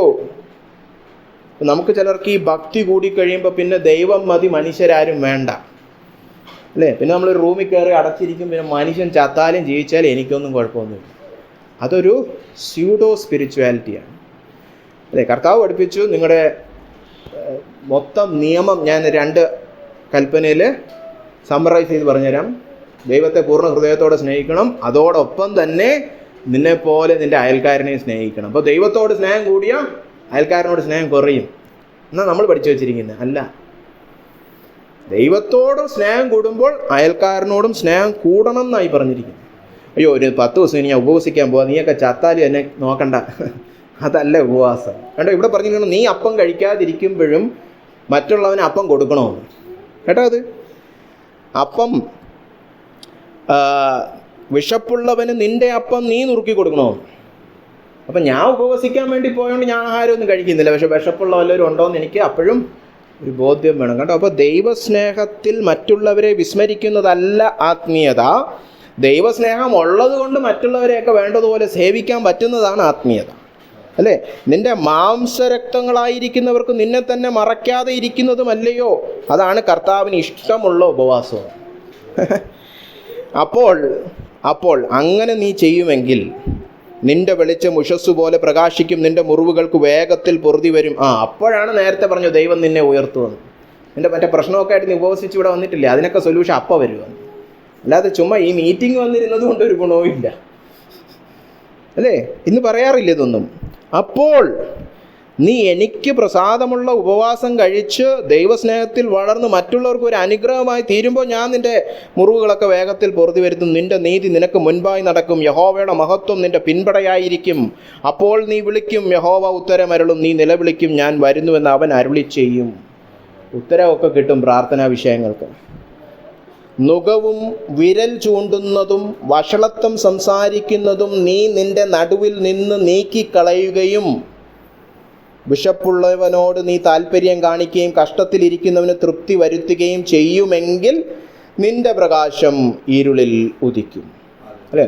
പിന്നെ തുടർന്ന് അങ്ങനെ പല കാര്യങ്ങൾ കർത്താവ് അവിടെ പറയുന്നുണ്ട്. അപ്പോൾ ഇതാണ് സെക്കറിയാവ് അവരുടെ ജനത്തോട് പ്രവചനാത്മാവിൽ ഓർമ്മിപ്പിക്കുന്നത്. ഇത് പണ്ടേ പഠിപ്പിച്ച കാര്യമാണ്. ഉപവസിക്കുമ്പോൾ ദൈവത്തിന് വേണ്ടി ഉപവസിക്കണം, അല്ലാതെ സ്വാർത്ഥ താല്പര്യത്തിൽ സ്വന്തകാര്യ ലബ്ധിക്ക് വേണ്ടി കാണിച്ചു കൂട്ടുന്ന എന്തെങ്കിലും ഒരു പ്രക്രിയയല്ല ഉപവാസം. ഞാൻ ഒന്നുകൂടെ പറയാൻ ആഗ്രഹിക്കുന്നു. സ്വാർത്ഥ താല്പര്യത്തിൽ സ്വന്തകാര്യ ലബ്ധിക്ക് വേണ്ടി എന്തെങ്കിലും കാണിച്ചു കൂട്ടുന്ന പ്രക്രിയ അല്ല ഉപവാസം അല്ലെങ്കിൽ പ്രാർത്ഥന. അപ്പോൾ കണ്ടോ, ഇവിടെ സെക്കറിയാവ് എഴുതിപ്പറയുക, ഇതൊക്കെ ഞാൻ പണ്ടത്തെ പ്രവാചകന്മാർ മുഖാന്തരം പ്രസംഗിച്ച വചനങ്ങൾ നിങ്ങൾ കേട്ടനുസരിച്ചില്ല. അപ്പോൾ യെശയ്യാവ് ഇത് പ്രസംഗിച്ച് പറഞ്ഞു. എന്താ പറ്റി? 8-ാം വാക്യം മുതൽ നമുക്ക് സെക്കറിയാവ് 7:8 മുതൽ തുടർന്നും വായിക്കാം. യഹോവയുടെ അരുളപ്പാട് സെക്കറിയാവിന് ഉണ്ടായതെന്തെന്നാൽ, സൈന്യങ്ങളുടെ യഹോവ ഇപ്രകാരം അരുളി ചെയ്യുന്നു, നേരോടെ ന്യായം പാലിക്കുകയും ഓരോരുത്തൻ താൻ്റെ സഹോദരനോട് ദയയും കരുണയും കാണിക്കുകയും ചെയ്യുവിൻ. വിധവയെയും അനാഥനെയും പരദേശിയെയും ദരിദ്രനെയും പീഡിപ്പിക്കരുത്. നിങ്ങളിൽ ആരും തൻ്റെ സഹോദരൻ്റെ നേരെ ഹൃദയത്തിൽ ദോഷം നിരൂപിക്കുകയും അരുത്. ഇതാണ് പണ്ടത്തെ പ്രവാചകന്മാരൂടെ കർത്താവ് പറഞ്ഞെന്നാണ് പിന്നെ പറയുന്നത്. അപ്പോൾ യെശയ്യാവ് കണ്ട അതേ കാര്യം വീണ്ടും രത്നച്ചുരുക്കത്തിൽ പറഞ്ഞിരിക്കുകയാണ്. എന്താണ്? നിങ്ങൾ ദയയുള്ളവരായിരിക്കണം, നേരോടെ ന്യായം പാലിക്കുന്നവരായിരിക്കണം, കരുണ കാണിക്കുന്നവരായിരിക്കണം, നിരാലംബരായിട്ട് ആരുമില്ലാത്തവർ, വിധവ, അനാഥൻ, പരദേശി, അല്ലേ? ഭർത്താവില്ലാത്തവർ, അച്ഛനമ്മയില്ലാത്തവർ, പിന്നെ ബംഗാളി, അതാണ് പരദേശി, പിന്നെ പാവപ്പെട്ടവർ. ഇവരെ ഒന്നും നമ്മൾ എന്ത് ചെയ്യരുത്? ചൂഷണം ചെയ്യരുത്, മുതലെടുക്കരുത്, പീഡിപ്പിക്കരുത്, അല്ലേ? സഭയ്ക്കകത്ത് വരുന്ന ആരും ചോദിക്കാനില്ലാത്തവരെ ഒന്നും നമ്മൾ എന്നാൽ പിന്നെ അവർക്കിട്ട് നമുക്ക് കൊടുക്കാം, അല്ലെങ്കിൽ അവരെ അങ്ങ് ഉപയോഗിക്കാം, അങ്ങനെയൊന്നും പാടില്ല. നിങ്ങളിൽ ആരും തൻ്റെ സഹോദരൻ്റെ നേരെ ഹൃദയത്തിൽ പോലും ദോഷം നിരൂപിക്കരുത്. അല്ലാതെ ഹൃദയത്തിൽ ദോഷം നിരൂപിച്ചു, പിന്നെ ഞാൻ ചെയ്തില്ല കർത്താവെ, അതിനൊരു ക്രെഡിറ്റും ഇല്ല. ഹൃദയത്തിൽ പോലും നിരൂപിക്കരുതെന്ന്. അയ്യോ, അല്ലേ? അപ്പോൾ നമ്മളെല്ലാം വീണു ഇവിടെ. അല്ലാതെ ഹൃദയത്തിൽ പോലും ഒന്ന് ഇമാജിൻ, അവനിട്ടൊരു ആടി കൊടുത്തെങ്കിൽ പോലും നിരൂപിക്കാത്ത ആരെങ്കിലും ഇരിപ്പുണ്ടോ? എന്നാൽ നിങ്ങൾ വന്ന് ബാക്കി പ്രസംഗിക്കുക, അല്ലേ? ദോഷം നിരൂപിക്കുകയും അരുത്. ഇതൊക്കെ ഉപവാസമായിട്ട് ബന്ധപ്പെട്ടായി പറയുന്നത്. എന്നാൽ ഇങ്ങനെ പണ്ടത്തെ പ്രവാചകന്മാരോട് പറഞ്ഞപ്പോൾ എന്ത് ചെയ്തു? എന്നാൽ ചെവി കൊടുപ്പാൻ അവർക്ക് മനസ്സില്ലായിരുന്നു. പണ്ടത്തെ തലമുറ, നിന്റെയൊക്കെ പിതാക്കന്മാരുടെ തലമുറ, ഞാൻ യെശയ്യാവിനെ പോലത്തെ പ്രവാചകന്മാരിലൂടെ എങ്ങനെ പ്രാർത്ഥിക്കണം, എങ്ങനെ ഉപവസിക്കണമെന്ന് പറഞ്ഞപ്പോൾ അവർ ചെയ്തത്, ഇനി ഒരു 4 കാര്യങ്ങൾ അവിടെ പറഞ്ഞിട്ടുണ്ട്. അവർ ഒന്നാമതായിട്ട് ചെവി കൊടുപ്പാൻ മനസ്സില്ലാത്തവരായിരുന്നു. ഇങ്ങനത്തെ പ്രസംഗിക്കും ചിലരൊക്കെ ഉണ്ട് ഇങ്ങനെ ഇരിക്കും, ഇവനൊന്ന് കളഞ്ഞു പോയെങ്കിൽ, അല്ലേ? ഇവിടെ ആരും അങ്ങനെ ഇരിപ്പില്ല. പക്ഷേ സാധാരണ ഒരു സഭയിൽ പോയി ഇങ്ങനെ പ്രസംഗിച്ചപ്പോൾ ഇതൊക്കെയാണ് ഒരു ഉപവാസ പ്രാർത്ഥനയെ പ്രസംഗിക്കേണ്ടത് എന്ന് പറയും, അല്ലേ? ചെവി കൊടുപ്പാൻ മനസ്സില്ലാത്തവരായിരുന്നു. എന്നിട്ട് എന്താ രണ്ടാമത് കാണിച്ചേ? അവർ ദുഷാഠ്യം കാണിക്കുകയും, അല്ലേ? എനിക്കതൊന്നും കേൾക്കണ്ട, അല്ലേ? നമ്മൾ പിള്ളേരോട് അവർക്ക് ഇഷ്ടമില്ലാത്ത പറഞ്ഞാൽ അവർ തോളൊക്കെ ഇട്ട് ചില ആക്ഷൻ കാണിക്കും, അല്ലേ? അതാണ് ദുഷാഠ്യം. എനിക്ക് എൻ്റെ വഴി തന്നെ മതി. അങ്ങനെ സ്വയം മരിച്ചിട്ടുള്ള ഉപവാസമൊന്നും വേണ്ട. ഇവനെ ഓഫ് ചെയ്തിട്ട് അടുത്ത ചാനൽ വെക്കാം, അതുകൊണ്ട് അവിടെ മറ്റവൻ വന്നിരിപ്പുണ്ട്, നിന്നെ ഉയർത്തുന്നവൻ എന്ന് പറഞ്ഞ്, അല്ലേ? ഒരു ഉപദേശവും ഇല്ലാതെ പ്രസംഗിക്കുന്നവൻ. അപ്പോൾ ആളുകൾ ചാടിപ്പോവും. അതെന്താണത്? അപ്പുറത്തെ സഭയിൽ പോയെന്നല്ല, ദുഷാഠ്യം കാണിക്കുകയാണ്. യഹോവയുടെ വചനത്തോട് ഒരു പ്രസംഗിക്കുന്ന മനുഷ്യനൊന്നുമില്ല, വിലയില്ല. പക്ഷെ ദൈവത്തോടാണ് ദുഷാഠ്യം കാണിക്കുകയും, മൂന്നാമതായിട്ട് കേൾക്കാതെ വണ്ണം ചെവി പൊത്തിക്കളയുകയും ചെയ്തു. ഒന്നും കേൾക്കുന്നില്ല, ഇരുന്ന് ഉറങ്ങുക. മീറ്റിങ്ങിന് വന്നാലും ചെവി പൊത്തിക്കളയാനൊക്കെ പറ്റും. നാലാമതായിട്ട് അവർ ന്യായപ്രമാണവും സൈന്യങ്ങളുടെ യഹോവ തൻ്റെ ആത്മാവിനാൽ പണ്ടത്തെ പ്രവാചകന്മാർ മുഖാന്തരം അയച്ച വചനങ്ങളും കേട്ടനുസരിക്കാതെ വണ്ണം ഹൃദയങ്ങളെ വജ്രം പോലെ കടുപ്പമാക്കി. കണ്ടോ, ഇത് ദൈവത്തിൻ്റെ വചനമാണ്, ന്യായപ്രമാണമാണ്, ആത്മാവിനാൽ ദൈവം അയച്ച വചനമാണ്. ഇത് കേട്ടനുസരിക്കാൻ മനസ്സില്ല, ചെവിയില്ല, ഹൃദയം ഡയമണ്ട് പോലെ കഠിനപ്പെടുത്തിയത്. ഈ ദൂതൊന്നും എനിക്ക്, വേറെ ദൂതുണ്ടോ? എൻ്റെ തലയാക്കാം, വാലാക്കൂല, ആ ദൂത് വേണം. ഇത് ആത്മാവിനാൽ, ഈ ആത്മാവിൻ്റെ ദൂതൊന്നും നമ്മളെന്താ കേൾക്കാത്ത? വലിയ മീറ്റിങ്ങുകളിൽ ആത്മാവ് ഇറങ്ങി എന്നൊക്കെ പറയുന്നത് ഇതൊന്നും കേൾക്കാറില്ലല്ലോ. ഇത് കണ്ട് ഇവിടെ പറഞ്ഞിട്ടുണ്ടോ? ആത്മാവിനാൽ പ്രവാചകൻ, ഇതും പ്രവചനമാണ്. അല്ല മറ്റേ അമേരിക്കയിൽ പോകുന്ന മാത്രമല്ല പ്രവചനം, ഇതും പ്രവചനമാണ്. ഇത് പക്ഷേ കേട്ടനുസരിക്കാൻ, ഇന്ന് പക്ഷേ പൊതുവേ നമ്മൾ കേൾക്കുന്ന പ്രവചനങ്ങളൊന്നും അനുസരിക്കാൻ ഒന്നുമില്ല അതിനകത്ത്. അതിൽ നിന്ന് തന്നെ മനസ്സിലാക്കാതെ പ്രവചനമൊന്നുമല്ല. ദൈവത്തിൻ്റെ പ്രവചനമാണെങ്കിൽ അതിൽ കേട്ടനുസരിക്കാൻ എന്തെങ്കിലും കാണും. ഇതിനുമാറ്റ സുബിപ്പീര് പ്രസംഗത്തിൽ നീ ഇങ്ങനെ തന്നെ ഇരുന്നോ, ദൈവം ഇങ്ങനെ തന്നെ നിന്നെ അങ്ങ് പൊക്കും, നിനക്ക് ഒരു വിലയും കൊടുക്കേണ്ടി വരത്തില്ല, ഒരു മരണവും ഇല്ല, നീ യേശുക്രിസ്തുവിനെ പോലാണ്, ഇനി ഒന്നും ചെയ്യാനില്ല, വേലയൊക്കെ തികച്ച് വലതു ഭാഗത്തിരിക്കുകയാണ്. അല്ലേ? നമ്മൾ ഇരിക്കാറായിട്ടില്ല, ഇപ്പോഴും നമ്മൾ ജോലി ചെയ്തുകൊണ്ടിരിക്കുന്നവരേ ഉള്ളൂ. അപ്പോൾ അനുസരിക്കാനുണ്ട്. പക്ഷെ അവർ കേട്ടനുസരിക്കാൻ ചെവിയുമില്ല, മനസ്സുമില്ല, ആഗ്രഹവുമില്ല, ഹൃദയം ഡയമണ്ടാക്കി. അല്ലേ? അപ്പോൾ എന്തു സംഭവിച്ചു? അങ്ങനെ സൈന്യങ്ങളുടെ യഹോവയിങ്കിൽ നിന്ന് ഒരു മഹാകോപം വന്നു. അതാണ് ബാബേൽ രാജ്യം. അല്ലേ? നെബൂഖദ്നേസറിനെ ദൈവം അയച്ചു. ആകയാൽ ഞാൻ വിളിച്ചിട്ടും അവർ കേൾക്കാതിരുന്നതുപോലെ. അല്ലേ? കർത്താവ് പറഞ്ഞു, മാനസാന്തരപ്പെടുക, മര്യാദയ്ക്ക് ഉപവാസം, ഇങ്ങനെ ചുമ്മാ നടനമൊന്നും പോരാ, നീയൊക്കെ ബാബേൽ പ്രവേശിയെ പോകും. അവരിത് കേട്ടില്ല. പിന്നെ ബാബേലിൽ നിന്ന് ആളുകളൊക്കെ വന്ന് യുദ്ധമൊക്കെ ആയപ്പോൾ അവർ നിലവിളിക്കാൻ തുടങ്ങി, അയ്യോ രക്ഷിക്കണേന്ന്. അപ്പോൾ നീയൊക്കെ ഞാൻ വിളിച്ചിട്ട് കേൾക്കാതിരുന്നതുപോലെ തന്നെ അവർ നിലവിളിക്കും, ഞാൻ കേൾക്കയില്ല താനുമെന്ന് സൈന്യങ്ങളുടെ യഹോവ അരുളി ചെയ്യുന്നു. അപ്പം നമ്മുടെ ദൈവവചനത്തോടുള്ള അനുസരണവും കീഴ്പ്പെടലും അനുസരിച്ചിരിക്കും ദൈവം നമ്മുടെ പ്രാർത്ഥനയൊക്കെ കേൾക്കുന്നത്. അല്ലേ? അല്ല, ദൈവത്തിൻ്റെ വചനത്തിന് ഒരു സാധനവും കൊടുക്കാതിരുന്നിട്ട് ദൈവം എൻ്റെ പ്രാർത്ഥനയെല്ലാം കേട്ടോണമെന്ന് പറയുന്നത് ബന്ധമല്ല. അപ്പം ഇത് ചൂഷണം, ദൈവത്തെ ചൂഷണം ചെയ്യലാണ്. അല്ലേ? മുതലെടുക്കലാണ്. അപ്പോൾ കർത്താവ് പറയുകയാണ്, അങ്ങനെ മഹാകോപം വന്നു, അവരെ ഒന്നും ഞാൻ ആ സമയത്ത് രക്ഷിച്ചില്ല. ഞാനൊരു ചുഴലിക്കാറ്റ് കൊണ്ട് അവർ അറിയാത്ത സകല ജാതികളുടെയും ഇടയിൽ പാറ്റിക്കളഞ്ഞു. എന്നിട്ട് അവരുടെ വാഗ്ദത്ത ദേശത്തിന് എന്തു പറ്റി? പോക്കുവരവില്ലാത്ത വണ്ണം അവരുടെ പിൻപിൽ ദേശം ശൂന്യമായി തീർന്നു. അങ്ങനെ അവർ മനോഹര ദേശത്തെ ശൂന്യമാക്കി കളഞ്ഞു. ദൈവം നൽകിയ വാഗ്ദത്തവും എല്ലാ അനുഗ്രഹവും കളഞ്ഞു കുടിച്ചു. ഇത് ഇപ്പോഴത്തെ തലമുറയെ ഓർമ്മിപ്പിക്കുകയാണ്. അല്ലേ? മറ്റൊരു വന്നത് ചോദ്യം ചോദിച്ചാൽ എന്താ? ഉപവാസം തുടരണോ? ഇത്രയാണ് ഉത്തരം. 7-ാം അധ്യായം. കേട്ടോ ഉത്തരം? നിങ്ങൾ ദൈവമഹത്വത്തിന് വേണ്ടിയാണോ ഉപവസിക്കുന്നത്? ഞാൻ പഴയ പ്രവാചകന്മാരിലൂടെ ഉപദേശിച്ച ഉപദേശം വല്ലതും കേട്ടോ? നിങ്ങളുടെ പിതാക്കന്മാരിൽ നിന്ന് എന്ത് വ്യത്യാസം? അവരോട് ഞാൻ പറഞ്ഞു, മാനസാന്തരപ്പെട്ടിട്ട് നടനമെല്ലാം മാറ്റിവെച്ച് ദൈവവും മനുഷ്യരുമായിട്ടുള്ള ബന്ധത്തിൽ ദൈവവചനം പാലിച്ചു ജീവിക്കുമെങ്കിൽ നിന്റെ പ്രാർത്ഥനയും നിന്റെ ഉപവാസവും നിന്റെ ഭക്തിയും ഒക്കെ ഞാൻ അംഗീകരിക്കാം. അല്ലേ? അവരത് ചെയ്തില്ല. എന്നിട്ട് നിങ്ങൾ വന്ന് ചോദിക്കുകയാണ്, ഈ പരിപാടി തുടരണോ? അല്ലേ? അപ്പോൾ ഇവിടെ 8-ാം അധ്യായത്തിലേക്ക് കടക്കുന്നതിന്, 8-ാം അധ്യായത്തിൽ വിഷയം അല്പം ഒന്ന് മാറും. ഇവിടെ നമ്മളും ചോദിക്കേണ്ട ഒരു ചോദ്യം ഇതാണ്: നമ്മളെവിടാണ് നിൽക്കുന്നത്? ഈ ബാഹ്യമായ പ്രവൃത്തികളും ആന്തരികമായ ആത്മീയതയും തമ്മിൽ നമ്മൾ ഏതിനാണ് മുൻഗണന കൊടുക്കുന്നത്? Which do we prioritise? External activity or inner spirituality? നമ്മൾ ആ വിഷയത്തിൽ എന്ത് തീരുമാനിക്കുന്നോ അതനുസരിച്ചിരിക്കും നമ്മൾ ഈ കൂട്ടരുടെ കൂടെ ആണോ അല്ലേ എന്നുള്ളത്.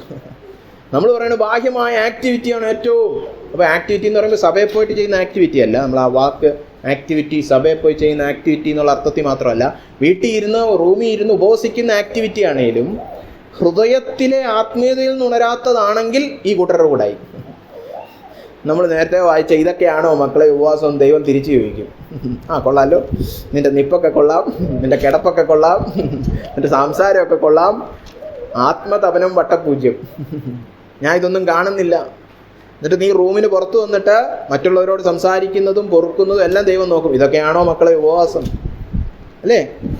അപ്പോൾ നമ്മളിവിടെ ഒരു ചോദ്യം ചോദിക്കേണ്ടിയിരിക്കുന്നു. ഉപവാസ പ്രാർത്ഥന എന്നൊക്കെ പറയുമ്പോൾ നമ്മുടെ മനസ്സിൽ ആദ്യം വരുന്നത് എന്താണ്? ഹൃദയവിശുദ്ധിയാണോ? അതോ ഒരു ആക്ടിവിറ്റി, അതിൽ ഭാഗമായാൽ നമ്മൾ അനുഗ്രഹിക്കപ്പെട്ടു? അത് ജാതീയ ചിന്തയാണ്, അക്രൈസ്തവ ചിന്തയാണ്. ഒരു പൂജയിൽ ഭാഗമായവർക്കെല്ലാം അനുഗ്രഹം അല്ലേ? അല്ലെങ്കിൽ അത് കണ്ടു പഠിച്ച കൂദാശ അല്ലേ? നമ്മുടെ നാമധേയ പള്ളിയിലൊക്കെ കൂദാശയിൽ ഭാഗമായാൽ മതി, വിശ്വാസമൊന്നും വേണ്ട. അതുകൊണ്ടാണ് ശിശു സ്നാനം. ഭാഗമായാൽ അനുഗ്രഹം, വെറുതെ സംബന്ധിച്ചാൽ അതുവഴി പോയാൽ മതി അനുഗ്രഹം. അതാണ് പൂജ, കൂദാശ. ഉപവാസ പ്രാർത്ഥന കൂദാശയല്ല, പൂജയുമല്ല. ചുമ്മാ വന്ന് സംബന്ധിച്ച ഒരനുഗ്രഹവും ഇല്ല.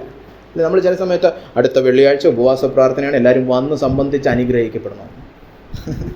വന്ന് സംബന്ധിച്ച ഒരനുഗ്രഹവും ഇല്ല, വെറുതെ കസേരയ്ക്ക് ചൂട് കിട്ടും.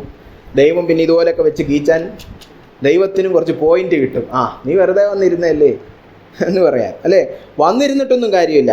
ഹൃദയവിശുദ്ധിക്കായിട്ട് ഒരുങ്ങി വരണം, ആത്മതപനത്തിനായിട്ട് ഒരുങ്ങി വരണം, ബന്ധങ്ങളിൽ വചനപരമായ ക്രമീകരണത്തിന് മനസ്സോടെ വരണം. ചിലപ്പോൾ ദൈവം പറയും അവനെയൊക്കെ അഴിച്ചു വിട് നിന്റെ ഹൃദയത്തിൽ നിന്ന്. അപ്പോൾ അഴിക്കാൻ മനസ്സോടെ കടന്നു വരണം. എൻ്റെ ദൈവവുമായിട്ടുള്ള ബന്ധത്തിലും മനുഷ്യരുമായിട്ടുള്ള ബന്ധത്തിലും ദൈവത്തിന് എവിടെ വേണേ കത്തി വെക്കാം എന്നുള്ള ഒരു താഴ്മയോടെ കടന്നു വരണം. എന്നിട്ട് ദൈവം പറയുന്നത് അനുസരിക്കണം, കേൾക്കണം, ദുശാഠ്യം കാണിക്കരുത്, ഹൃദയം കഠിനപ്പെടുത്തരുത്. അങ്ങനെയുള്ള ഹൃദയങ്ങൾ പ്രാർത്ഥിക്കുന്ന നിലവിളി ദൈവം കേൾക്കും അല്ലേ? ഇനി 8-ാം അധ്യായത്തിലാണ് കർത്താവ് ഇവരുടെ ചോദ്യത്തിനുള്ള ശരിക്കുള്ള ഉത്തരം പറയാൻ പോകുന്നത്. അത് ഒരുപാട് നമ്മളെടുത്ത് വായിക്കാൻ ഇപ്പോൾ സമയമില്ല. 1 മുതൽ 17 വരെയുള്ള വാക്യങ്ങളിൽ കർത്താവ് ഈ കഷ്ടതയുടെ കാലം, അതായത് യഹൂദ ജനത്തെ അവരുടെ വാഗ്ദത്ത ദേശത്തു നിന്ന് ചിതറിപ്പാർപ്പിച്ചതിന് ശേഷവും ദൈവത്തിന് അവരെക്കുറിച്ച് പദ്ധതിയുണ്ട്. ദൈവത്തിൻ്റെ കൃപ അതാണ് അല്ലേ? ദൈവം അതാണ് പറയുന്നത്, ഞാൻ മഹാതീക്ഷ്ണതയോടെ സിയോന് വേണ്ടി എരിയുന്നു, ഞാൻ അതിനുവേണ്ടി മഹാക്രോധത്തോടെ എരിയുന്നു. യഹോവ ഇപ്രകാരം അരുളി ചെയ്യുന്നു, ഞാൻ സിയോനിലേക്ക് മടങ്ങി വന്ന് യെരുശലേമിൻ്റെ മധ്യേ വസിക്കും. യെരുശലേമിന് സത്യനഗരമെന്നും സൈന്യങ്ങളുടെ യഹോവയുടെ പർവ്വതത്തിന് വിശുദ്ധ പർവ്വതമെന്നും പേർ പറയും. പിന്നെ തുടർന്ന് അങ്ങോട്ട് പുനഃസ്ഥാപനത്തെക്കുറിച്ച് സംസാരിക്കുക. അത് സമയമുള്ളപ്പോൾ എടുത്ത് വായിക്കുന്നത് വളരെ നല്ലതാണ്. എല്ലാം എടുത്തിപ്പോൾ വായിക്കാൻ സമയമില്ല.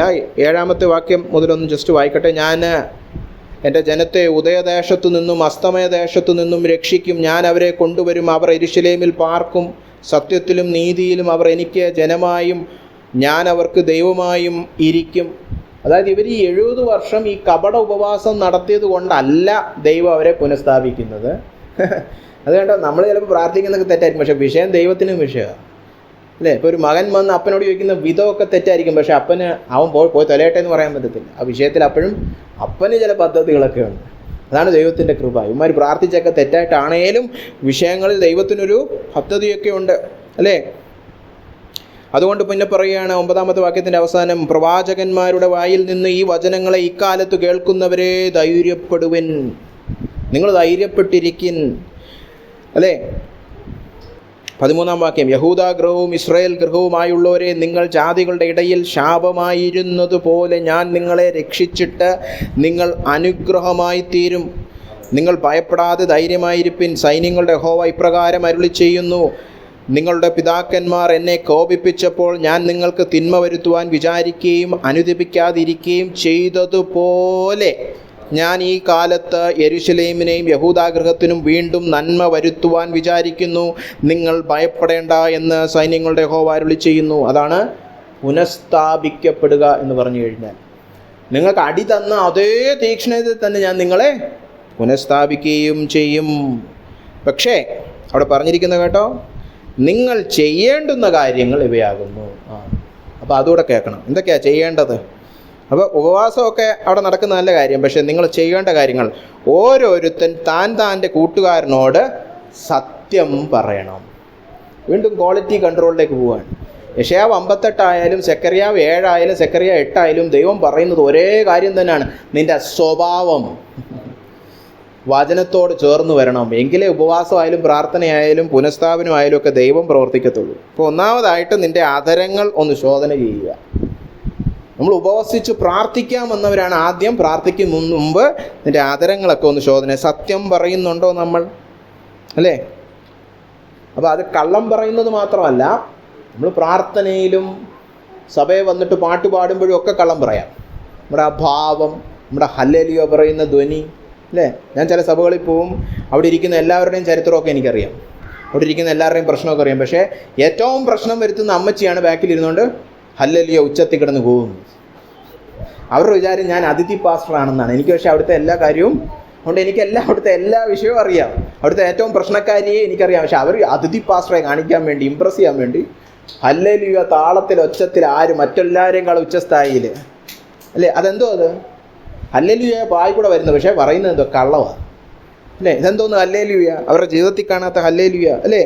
അപ്പോൾ താൻ്റെ കൂട്ടുകാരനോട് സത്യം പറവിൻ, നിങ്ങളുടെ ഗോപുരങ്ങളിൽ നേരോടും സമാധാനത്തോടും കൂടെ ന്യായപാലനം ചെയ്യുവിൻ. അറിയാലോ, അന്നത്തെ കാലത്ത് ഗോപുരം അല്ലെങ്കിൽ ഗേറ്റിൻ്റെ അടുത്ത് ആ പട്ടണത്തിൻ്റെ വാതിൽക്കലാണ് മൂപ്പന്മാരിരുന്ന് ഓരോ വിഷയത്തിലും അവർ തീരുമാനങ്ങളൊക്കെ കൊടുക്കുന്നത്. അപ്പോൾ ഇവിടെ പറഞ്ഞിരിക്കുന്നത് നേരോടെ നമ്മൾ എന്ത് ചെയ്യണം, ഓരോരുത്തർക്കും ന്യായമായത് ചെയ്തു കൊടുക്കണം. അപ്പോൾ നമുക്ക് നമ്മുടെ തന്നെ ബന്ധങ്ങളൊക്കെ ഒന്ന് ചിന്തിക്കാം. കുടുംബം, സഭ, ഓഫീസ് അല്ലേ, ഇവിടെയൊക്കെ നമുക്ക് ചില ബന്ധങ്ങളുമുണ്ട്, അവിടെ ചില ഉത്തരവാദിത്തങ്ങളുമുണ്ട്. അവിടെ നമ്മൾ നേരോടെ ആ ഉത്തരവാദിത്തം ചെയ്യണം, എല്ലാവർക്കും ന്യായം ചെയ്യണം. ആരും നമ്മൾ കാരണം അന്യായം അനുഭവിക്കരുത് അല്ലേ. ഏതെങ്കിലും ഒരുത്തൻ പറയണോ ഇവ ഒരു പ്രാർത്ഥനക്കാരനായതുകൊണ്ട് എൻ്റെ കാര്യമൊന്നും നടക്കുന്നില്ല എന്ന് പറയരുത്. ഇയാൾ ക്ഷമിക്കാത്തതുകൊണ്ടാണ് ഈ പ്രശ്നമൊക്കെ തുടരുന്നത് എന്നാരും പറയാൻ പാടില്ല അല്ലേ. ന്യായത്തോടും സമാധാനത്തോടും കൂടെ നമ്മൾ അവർക്ക് വേണ്ടത് ചെയ്തു കൊടുക്കണം. നമ്മൾ അന്യായം പ്രവർത്തിക്കരുത്. നമുക്ക് അവകാശമില്ലാത്ത അടിച്ചുകൊണ്ട് പോരുത്. അത് ഓഫീസിലെ മൊട്ടുസൂചിയാണെങ്കിൽ പോലും എടുത്തുകൊണ്ട് വരരുത് അല്ലേ. അപ്പം നമ്മുടെ നടപ്പ് വളരെ സത്യസന്ധമായതും ഉത്തരവാദിത്വ ബോധമുള്ളതും ആയിരിക്കണം അല്ലേ. ഇതൊക്കെ ഉപവാസമായിട്ട് ചേർന്ന് പോകുന്നത് തന്നെ. നിങ്ങളിൽ ആരും തൻ്റെ കൂട്ടുകാരൻ്റെ നേരെ ഹൃദയത്തിൽ ഇത് നേരത്തെ പറഞ്ഞതാണ്, ഹൃദയത്തിൽ പോലും ഒരു ദോഷം നിരൂപിക്കരുത്. അതെങ്ങനെ പറ്റും? കുത്തുകയും നമ്മളായിട്ട് വേദനിപ്പിക്കുകയും ചെയ്താൽ അല്ലേ, അത് പറ്റണം. അത് കർത്താവിൻ്റെ കൽപ്പനയാണ്. നിങ്ങളുടെ ജീവിതത്തിൽ കർത്താവ് പുനഃസ്ഥാപനം നടത്തണമെങ്കിൽ, യഥാസ്ഥാപനം നടത്തണമെങ്കിൽ, അവൻ്റെ പദ്ധതികളുടെ പൂർത്തീകരണം സംഭവിക്കണമെങ്കിൽ, നമ്മൾ എത്തേണ്ട ദൈവിക സ്ഥാനങ്ങളിൽ എത്തണമെങ്കിൽ, കർത്താവിന് ഗുണകരമായ പ്രയോജനമുള്ള ജീവിതങ്ങൾ നയിക്കണമെങ്കിൽ ഇങ്ങനെ നടന്നേ പറ്റത്തുള്ളൂ. ഇപ്പോൾ ദോഷം നിരൂപിച്ചു പോയ അപ്പം തന്നെ എന്ത് ചെയ്യണം? മാനസാന്തരം. അല്ല അത് വെച്ച് താലോലിച്ച് അടുത്ത വഴക്കിനിട്ട് കൊടുക്കാം എന്ന് പറഞ്ഞ് സ്റ്റോറേജ് യൂണിറ്റിൽ വെക്കരുതത്. അതപ്പം തന്നെ മാനസാന്തരപ്പെട്ടോണം. ഇതൊക്കെ വലിയ പാപമാണ് ഇതൊക്കെ. കാരണം താഴോട്ട് പറയുന്നുണ്ട്, കള്ളസത്യത്തിൽ ഇഷ്ടം തോന്നുകയും അരുത്, ഇതെല്ലാം ഞാൻ വെറുക്കുന്നതല്ലോ. കർത്താവ് വെറുക്കുന്നതാണ് ഈ പറഞ്ഞതെല്ലാം. കള്ളം പറച്ചിൽ, ഉത്തരവാദിത്വത്തോടെ നമ്മൾ നീതിയും ന്യായവും പ്രവർത്തിക്കാതിരിക്കുക അല്ലേ, പിന്നെ ഈ ഹൃദയത്തിൽ ദോഷം നിരൂപിക്കുക, പിന്നെ കള്ളസത്യത്തിൽ ഇഷ്ടം തോന്നുക. നേരത്തെ പറഞ്ഞു സത്യം പറയണമെന്ന്, ഇത് പറഞ്ഞു ഇനി അടുത്തത് ഉഡായിപ്പ് വിദ്യകളിലൊന്നും വലിയ സന്തോഷമൊന്നും കാണരുത്. എടാ മറ്റവൻ അവിടുന്ന് അടിച്ചു മാറ്റിയിട്ട് ആരും പിടിച്ചില്ലടാ. നമ്മൾ ഈ വീരവാദം പറയുമല്ലോ, അയാൾ അവിടുന്ന് അടിച്ചുകൊണ്ട് പോയി പക്ഷെ ആർക്കും പിടിക്കാൻ പറ്റിയില്ല. നമുക്ക് നാളെ സിനിമയാക്കാതെ അല്ലേ, കള്ളം ഭയങ്കര മിടുക്കനാണെന്നുള്ള സിനിമ. അതിലൊന്നും നമുക്കൊരു ഇഷ്ടവും തോന്നരുത്, അതിലൊരു വലിയ കാര്യവും നമ്മൾ കാണരുത് അല്ലേ. കള്ളത്തരത്തിലൊന്നും നമുക്കങ്ങനെ വലിയ രോമാഞ്ചമൊന്നും വരുന്നില്ല നമുക്ക്. ഇതെല്ലാം ഞാൻ വെറുക്കുന്നതല്ലോ. അപ്പോൾ യഹോവ വെറുക്കുന്ന കാര്യങ്ങളെല്ലാം നമ്മളും വെറുത്ത് ഉപേക്ഷിക്കണം. എങ്കിൽ അതുകൂടെ പറഞ്ഞ് നമുക്ക് അവസാനിപ്പിക്കാം അല്ലേ. സൈന്യങ്ങളുടെ യഹോവയുടെ അരുളപ്പാട് എനിക്കുണ്ടായതെന്നാൽ സൈന്യങ്ങളുടെ യഹോവ ഇപ്രകാരം അരുളി ചെയ്യുന്നു, ഇങ്ങനെ നിങ്ങൾ എൻ്റെ വചനത്തോട് കീഴ്പ്പെടുവാണെങ്കിൽ, കേട്ടോണേ, 4 മാസത്തെ ഉപവാസവും. ഇനി ആ കർത്താവ് അവന്മാർ ചോദിച്ച ചോദ്യത്തിന് ആ വിഷയത്തിലെത്തി, ഇത്രയും കറങ്ങിത്തിരിഞ്ഞെത്തി അവസാനം.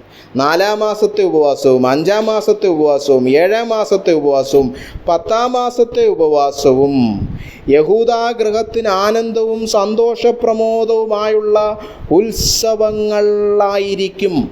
മലയാളം പഴയ ബൈബിളിൽ ആയിരിക്കണം എന്നാണ്, അത് തെറ്റാണ്. ആയിരിക്കും, ഷാൽ ബി ആണ്, ഷുഡ് ബി അല്ല. അത് എബ്രായ ഭാഷയിലും അങ്ങനെ തന്നെയാണ്. പ്രമോദമായ ഉത്സവങ്ങളും ആയിരിക്കും. അപ്പോൾ ഇന്ന് കരഞ്ഞ് നിലവിളിച്ച് ഉപവസിക്കുന്ന വിഷയങ്ങളിൽ ദൈവത്തിൻ്റെ പ്രവൃത്തി കണ്ട് സന്തോഷം വന്ന് എന്തോ വരും? ഉപവാസം ഉത്സവമാകുമെന്ന് കേട്ടാ. ഇത്രയും നാൾ നിങ്ങൾ പറഞ്ഞുകൊണ്ടിരുന്നത് അന്ന് മതിൽ പൊളിച്ചു, ഇന്ന് ആലയം പൊളിച്ചു, ഇതൊക്കെ പറഞ്ഞു, പണ്ട് കാലത്ത് ആ അനുസരണക്കേട് കാണിച്ചു, അത് നിമിത്തം ഇത് നഷ്ടപ്പെട്ടു. ഇങ്ങനെ തിരിഞ്ഞു നോക്കി നിങ്ങൾ മനം നൊന്ത് ഉപവസിക്കുന്ന അതേ സ്ഥാനങ്ങളിൽ ദൈവപ്രവൃത്തി ഇറങ്ങി വന്നിട്ട് പിന്നെ നിങ്ങൾ എന്തോ ഓർക്കുന്നതെന്നറിയോ?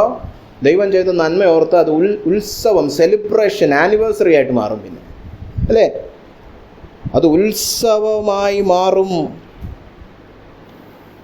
അപ്പോൾ ദൈവപ്രവൃത്തി ഇറങ്ങും.